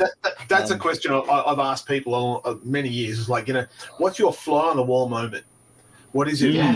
If you could just be the fly on the wall at one day in time, whether it's my parents having sex before they had me. Yeah. What was that, Jeff? So my parents having sex when they were having me. That would be a fly. I'd love to watch that. Hey, that's me. Really fucked up. That was a tangent. I did not expect that conversation. Yeah, no, I didn't think we were going there either. Hey, but it would be a pretty cool moment. You gotta admit that would be kind of No, see yourself being made. Come on. no. How about see yourself being born? How close of a zoom do you want on this, Jeff? Like, seriously. Well, just from a distance. All right. I'll see myself being born. That would be cool. Yeah, Jeff wants to watch himself being born in 4K Ultra HD. Yeah, Like, why not? Why not? You know, hey, how many people can say they've I done want to that? know if my mum was a screamer or a squealer. Fucking Can we talk about Conrad's mother now while we're on the conversation? Sorry, Conrad. Okay, no. Oh boy, no. Sorry, no. I know we took a left turn, but you said flying the wall. That's a pretty cool. That's my fault. That's a good idea. Somebody's like fly the wall, flat. Just imagine Get the bugger salt out and go bang. Like, Yeah. Just imagine Yeah. asking his mum. So, Mum, are you a screamer? this is putting the Destroy She Said song Squirter into a whole new context. Oh, Like, just like, Did she have plastic on the lounge? Sorry. wow. Welcome to the Hard Rock Show, where you never know the fight. We went wild last week, on wild again. This week, fucking. Oh man. It's just the first thing that popped in my mind. I'm sorry, I couldn't help it. I'm a bad influence. Jeff, equating that conversation to the Stay Puft Marshmallow Man is a bit of a stretch. All right. It's the first thing that popped in my head. I thought of the first thing that could never possibly hurt us. This is Stay Puft covers everyone's face. Right. Yeah. Now I get the reference. I don't know. I'm sorry. But what would your fly in the wall moments be to answer his question? Fuck, that's hard. Fuck. It's really hard on without notice because you got to think about it. Like, Fuck, there's so many good ones. I just verbalized diarrhea out of my mouth. I didn't think about it at all. Jeff, Then after I said it, I was like, with you. I probably shouldn't have said that out loud. Yeah. Now it's in the public record. You know what? What? The scream in Number of the Beast. Yeah. Because I know the story behind it. How the producer just made Dickinson do it over and over and over. When he finally fucking nails it, that would have been cool to be in the studio when he was so that was frustrated. legitimate. He was frustrated. Yeah. That's why it's so good. And apparently threw a chair across the room, but just to fucking nail it, that would have been cool. To see him do that last scream, that aggro, it's done on finished scream. To actually witness that would be amazing. Yeah. Yeah. Yeah. I think, wow. There's so many. Like, that's the thing. Like, for me, I'm trying to think, like, because I don't want to go the obvious one tonight and go, okay, well, for me, thinking back on the year and a half, for example, the moment Hetfield broke that amp, that'd be the part I'd see in that, like, that when the Sad But True riff was getting done and Hetfield blew up the amp, that'd be kind of cool. But there's other ones too, like there's bits and pieces in different bands' histories where, like, for example, even being a fly on the wall, we're talking about the year and a half, but, Hetfield wrote Nothing Else Matters, the opening riff, on the phone to someone else. But also, the Eagles, I forget who, but they wrote Hotel California, the opening stanza of that, just on the front porch one day, just came to them. Like, those are the moments that I want, that serendipitous moment where it's not necessarily in the studio, but just being there to watch that, the facial expression when they hit that, oh, fuck, that eureka moment. Like, that might be something. Yeah. Any of those sorts of things would be when I would really want to be the fly on the wall. Not just the group thing, but just that eureka moment where someone realizes they've got something special. And it's just when you know how big a song is, but how personal the beginning of it was. That to me is that's the moment I would love to see the most. If you get that's very much like I've got, like, this whole Randy Rhoads thing. The whole Aussie thing where he talks about how Randy was just tuning up in the studio and he just played this riff that became Suicide Solution. Yeah. And I mean, to be there for when Ozzy goes, what was that, and do it again. Yeah. Wow. Yeah. Have you seen this story? And you guys have seen there's a show. I don't know if I can mention another YouTube show. Go for it. Can I mention? Yeah. All right. So it's called 80s metal recycle bin, right? And it's on YouTube, and it's really good. They interview a lot of the guys, but there's an interview on there, a 2-part interview with Dana Strum, okay, where he talks about taking Ozzy to go see Randy, of course, and Ozzy didn't want to go see Randy because he was calling him, all right, I'll go see your Jesus and all stuff. But he puts on the voice of Ozzy when he's talking and does this. It's fucking amazing. I've showed that video to so many people because it's the story from the guy who was there that did it. You know, so without Dana Strum, from, if you guys don't know, that's the guy from Slaughter. Without him, there would be no Randy Rhoads. So you know, So if you haven't seen it, 80s metal recycle bin, Dana Strum, watch it, people, because it's fucking amazing. Cool. Just as there would have been when Ozzy was living in the hotel after he was done with Sabbath, and just Sharon spending that time with him, just that last whatever the hell she said that convinced him to get off his ass and start a solo career. Yeah, that would have been a cool moment in time to see. That would have been a fly in the wall. Yeah.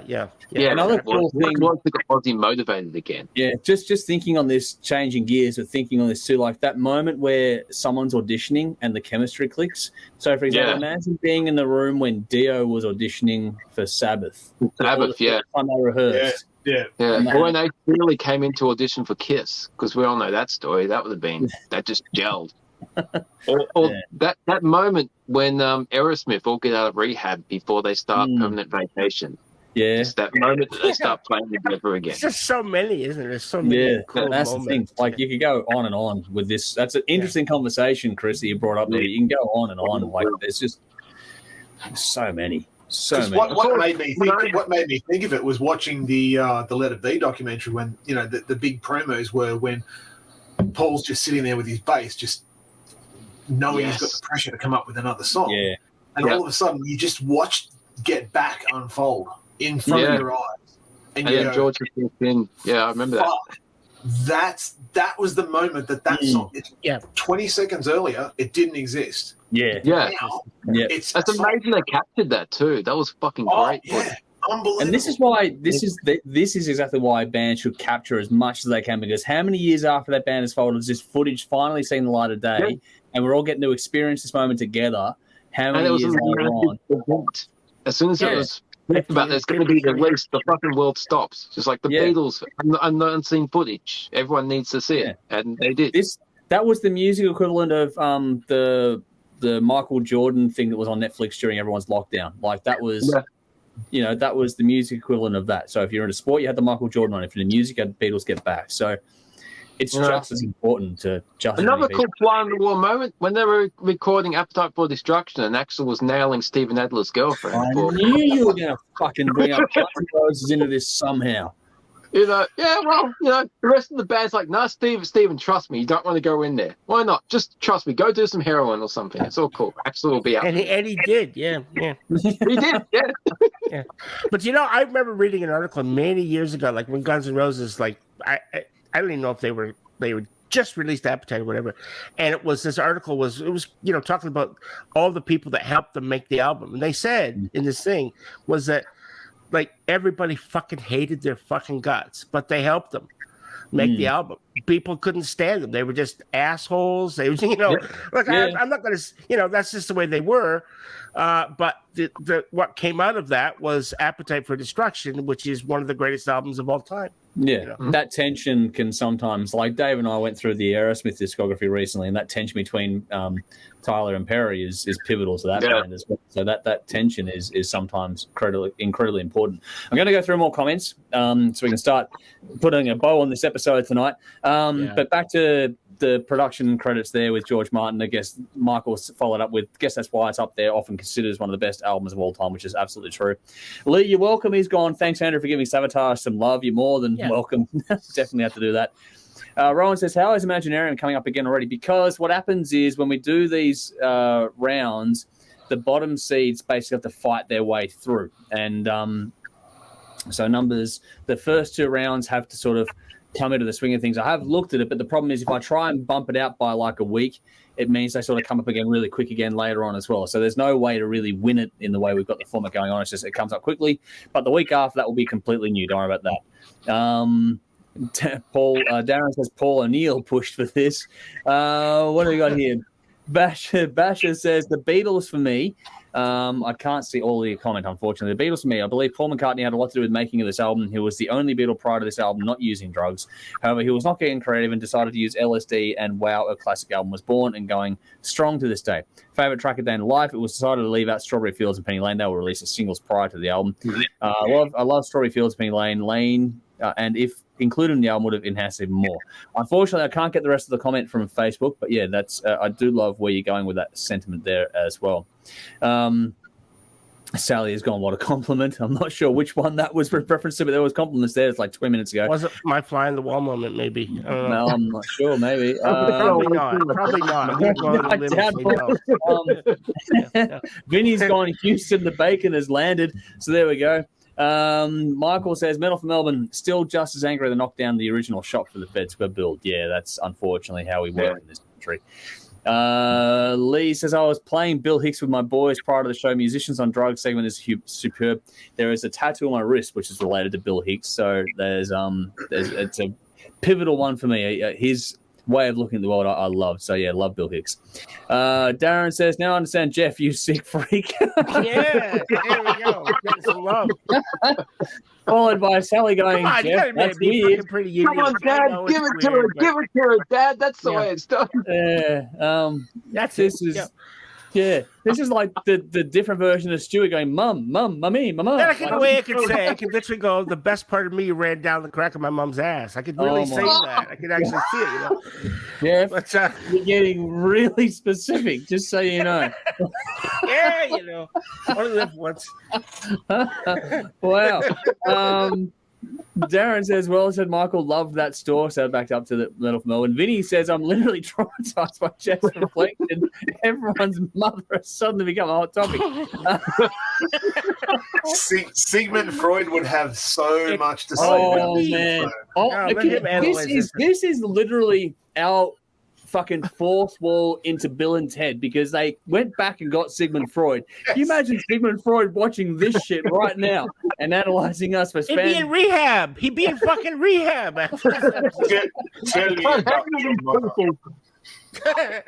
reckon we fucked him up more than he was fucked up. What we got here? Bash says, look forward to Dave's reviews next week. Last week's was so amazing, passionate, and heartfelt, right up until he fell off the chair. I got a big battle against me next week, so I'm going to fucking fight the good fight. You do? Holy fuck, man. My favorite album. And what it's up against, unbelievable. They're both great. Mm-hmm. Back to Fly on the Wall. Darren says, watching Randy Rhoads create magic on Diary, that would be fun as well. Roland says, it was fun to see all the Dream Theater drummer auditions process. So that was awesome. Yeah. This is why you do these things. Basher says, Fly on the Wall moment. Page, Plant, Bonham and Jones' first meeting song together. Ooh, wow. That'd be cool. So no, it was Chris looking like Het. Sorry, Jeff. Vinny says, we're rewriting the rules of lovemaking right now. Well, we're rewriting fucking everything on the fly as we go. Why not? Yeah, I know. Darren says he would be in a straitjacket, referring to us talking about what we would do to Freud right now. And Vinny says, let's see the highlights. I'm not sure any of us want to. Oh, wow. Michael's gone, Jeff, you'll need to dress as Frankenfurter playing your bells next week if you want to upstage Dave again. There we go. All right, it's set. I'm doing it. All right. Oh, fucking battle's on. Oh, man. This is going to be wild. I'm bringing the bells. You're fucked now, Dave. You're done. I can't compete with bells, man. All I want to see my dad root my mum. Jesus Christ. Well, look, it's just one of those things. I can just picture you ringing your bell like, give it to her, Dad. Give it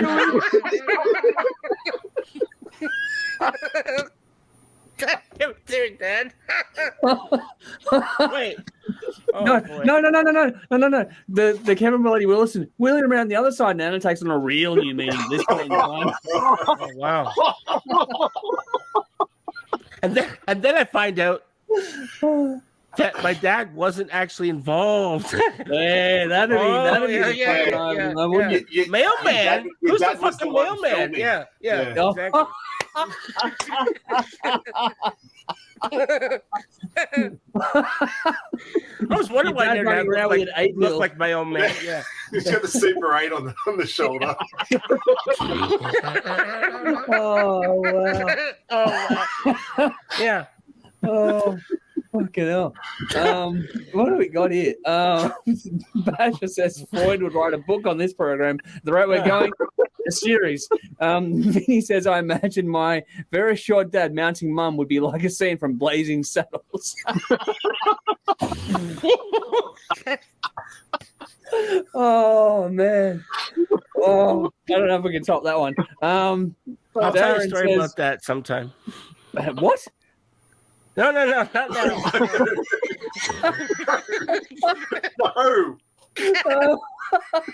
Another time, another bad channel. Yeah. Oh, wow. My favorite group would be more like Spaceballs. What the hell am I looking at? When does this happen in the movie? That's everyone watching us right now. What the fuck are we looking at? I have no idea what's going on right now. Darren says, bells and stockings, Dave, you're fucked. I can't compete with that shit. Damn, you can't. No, you're done. I'm coming in the stockings and bells. Yeah. For which Fuck, man. Lee's trying to say, put Jeff in the bin next week, save us from his depravity. There we go. That's coming. Well done, Lee. Yeah. Nicole Good job. says, just when you think things can't get any lower, well, fuck, we'll always find a way to scrape the barrel. Don't worry about that. That's one of our rare skills. And Vinny's gone, I can't breathe in this thing. So there we go. Never could get Tom. I've long been an ankle. Anyway, we can leave it at that. Do you know what an ankle is? Go on, explain to everyone. An ankle is 3 feet lower than a cunt. Sorry. Sorry. All right. We're going lower. We're going You know lower. that whole down, prices are down. It's just, no, everything's that's down right. here for us. Well, I do remember that, that word. I don't like to use it, but there was that album. Remember that band that had that name in the, what were they called? Anal cunt. Yeah. So it's not the first time this word's ever been used. We've No. used it before. No. Yeah. That's right. Oh, wow. No. Anyway. Sally's gone, oh my God, Jeff, what have you started? Who knows? I don't know where it's going to end either. But we're going to wrap up pretty soon. I think we should get out of here. We're going to have to get We have to.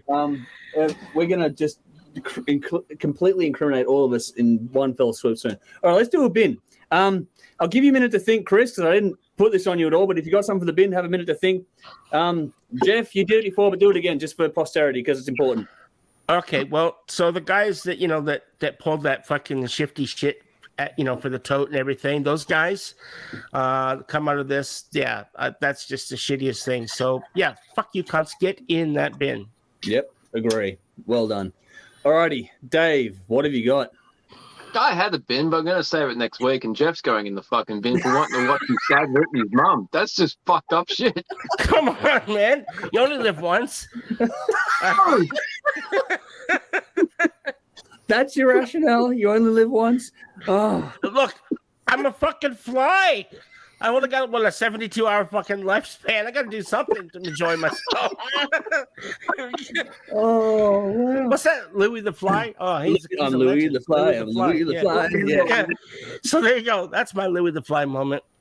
Okay, what we need now is for someone to actually get the bug assault, that little salt gun that they've got now for flies, and just end this whole conversation. Like, that's what needs to happen right now. Anyway, Chris, have you got anything for the bin? Honestly, I am thinking that Jeff's dad's was a Super 8 recorder that he filmed that whole scene, that he actually learned who his father was. That whole thing should be thrown in the bin because it's something you never know. Oh, this is ever. Hey, this is what Ancestry.com is for. I've just found a way around that. So, oh, wow. Why should I pay those cunts $40 a month to find out my ancestry? Fuck that. For someone who doesn't like that word, you Considering that Ancestry.com I know. I'm being a bit of a. All right. All right. I'll be nice. I'll be nice from now on. All right. Well, my bin this week is there's a serious one and a fun one. The serious one has to be the United States of America. Between, I mean, what do you start? Between Trump and his favorable news coverage, even though he's been, found guilty of sexual assault, and then their gun laws and everything else, the United States is just a dumpster fire. It can just, go in there and stay in there and never get out, as far as I'm concerned. The bell elements, yeah. You're gonna need a bigger bin. Yeah. Oh, sorry, was that Chris? You're gonna need a bigger bin. You're going to need a much bigger bin. Like, there are good parts, but it's just like it's so overwhelmingly overshadowed by the bad parts right now. It's woeful. That's the sad. That's the sad part. That is the sad thing, because there are plenty of good people. It's not about the individuals. It's just a fucking mess.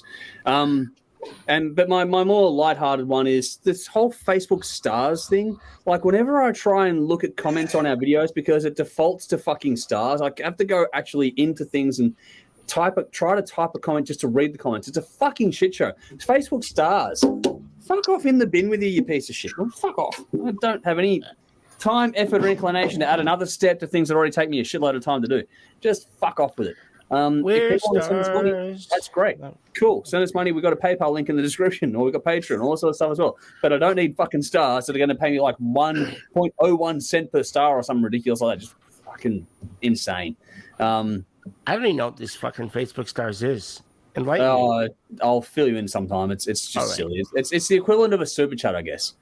Oh, okay. It's Facebook's version of a super chat, but it's not quite the same. But it's a loose, similar concept. So there you go. Gotcha. All right, that's cool. I just didn't know. Yeah. Yeah. Darren's gone, Jeff, in the bin, you dirty bastard. Yeah. Nicole, here we go, Nicole. I just got sent to the garage because I'm laughing so much. Sorry. Oh, that's awesome. Lee's gone, need an animated THRS with Dr. Marvin Monroe hosting a shock therapy. Oh, wow. Yeah. Oh, that is any great. Animators out there? That what I should do is grab that scene and stick all of our fucking faces over the faces of the characters. Just co-hosted with Dr. Hibbert. Yes, definitely. Darren's gone, hope it's warm in there, Nicole. Sally's gone, what was the Tote thing, Stooge? What did I miss? Basically, long story short, the Tote thing looks like it's going ahead, but the current owners of the Tote put up a post just after the target was reached by the Last Chance Fund, and they basically almost upped the price after the fact, kind of a thing. Long story short, it's a really fucking just messy situation that has just taken the wind out of the sails of everyone, even though it was a celebration at the time. Vinny says, remember the 80s movie Inner Space where a scientist shrinks to enter another person to complete a mission? I'm picturing Jeff in his wee time machine hitching a ride in amongst the sperm wave jet stream. There we go. Yeah. Here I come again. Sets a whole lasso thing up and he just follows the sperm all the way into the egg. Oh, wow. No, Jeff's in there laying bets on which one it is. Like, that's That's it. Come on, number 8. Number 8. Yeah. I got money on you, bitch. Yeah. Wow. Nicole's going, sure, Darren still feels like 20 degrees. It is nice and warm up there at the moment. Darren says, awesome show, guys. Have a great one. Thank you very much. And Darren's also going, what is Facebook? Yeah, it is a bit like that these days. Facebook's been a mess. So they're all a bit of a mess. And we're a mess tonight. Speaking of which, we should get the fuck out of here. It's been an absolute blast. Thank you, Chris, for jumping in. And I hope you enjoyed it as much as we did, because you've been awesome. And thanks to everyone for tuning in. Make sure you like, follow, subscribe, and give us your thoughts. To do that, details are in the description box for all this stuff. Check out the reference tracks there as well. All of our details, there's reference tracks. Go and check out everything, and feel free to give us your thoughts now, whether you're watching live with us. Thank you for your time, or if you're tuning in later on, either watching or listening at your own pace, then thank you for your time as well. It's been an absolute blast as always. We do this for the fun of it. Hopefully everyone else gets a kick out of this fucking madness that we do as well. I don't know what the fuck we're doing from week to week, but it's a blast for us. Hopefully people enjoy it as well. But yeah, please make sure you like, follow, subscribe. Keep up to date with everything we're doing. We've got TV broadcasts on at 10:30 p.m. on Thursday nights on Channel 44 in Adelaide and 10:30 p.m. Saturday nights on Channel 31 in Melbourne. You can watch both of those via the CTV Plus app and via ctvplus.org.au wherever you are in the world as well. Check out our fantastic sponsors. Still a big thank you to Squid Ink Screenprinting, Alt-Cvlt Rockstar Finance. Their details are just like ours in the description box. So give them some love as well. If you want to help us directly, check out our Patreon page for more information on that. And there's just everything. So just, you know what to do. Everyone's the same. Make sure you hit that like button, though, because it is liking and commenting are the best things to do to help us get, into other people's feeds so they can, spread the word around without having to do too much work on your end of things as well. But yeah, hopefully everyone's had a great time. We've had a blast here tonight, obviously. What do we got here? So Michael says, inner space. Good one, Vinny. So there we go.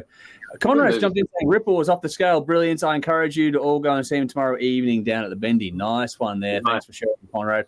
I'm out with a family function tomorrow, but yeah, that would be a good gig to go to.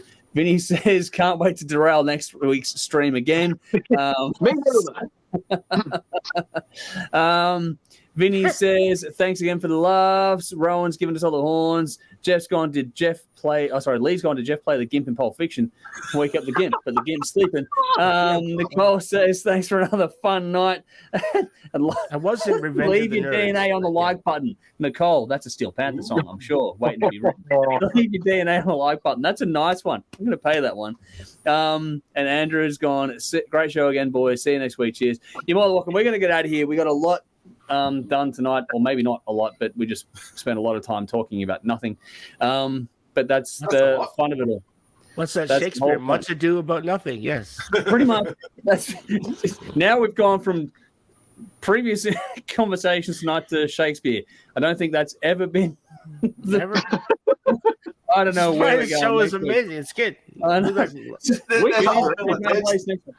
There's a whole Bill and Ted's thing in there about, what was it, talking about Socrates. Socrates, yeah. Yeah. The true art of knowing that you know nothing. Yes, that's us. We know nothing, and we know nothing. Now your dad's going for it in your own room. Shut up, Ted. I'm sorry I mentioned it. Dave pulled one out at the end, and that's in itself, pulling one out at the end. Oh man, what the fuck are we doing? Most non-triumphant.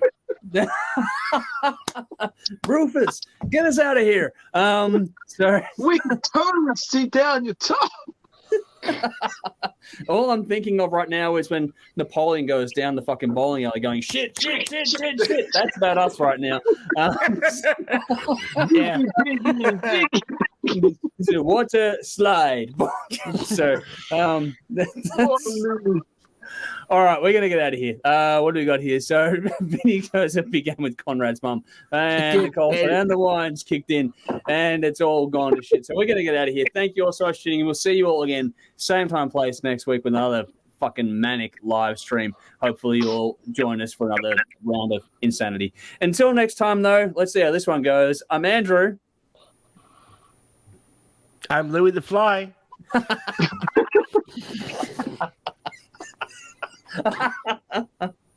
I'm Dave. I'm DT Jesus. There we go. There we go. Nice. Well done. We'll see you all again very, very soon. Until then, though, you know what to do, people. As always, drink up. Oh, fuck. I'm out of juice. Oh, shit. Okay. Rock on. And if your parents' doors are closed, stay the fuck out. Yeah. I suppose that is a good life lesson. Yes. That is a very good life lesson, especially in tonight's conversation. We're out. See you next time. See you guys.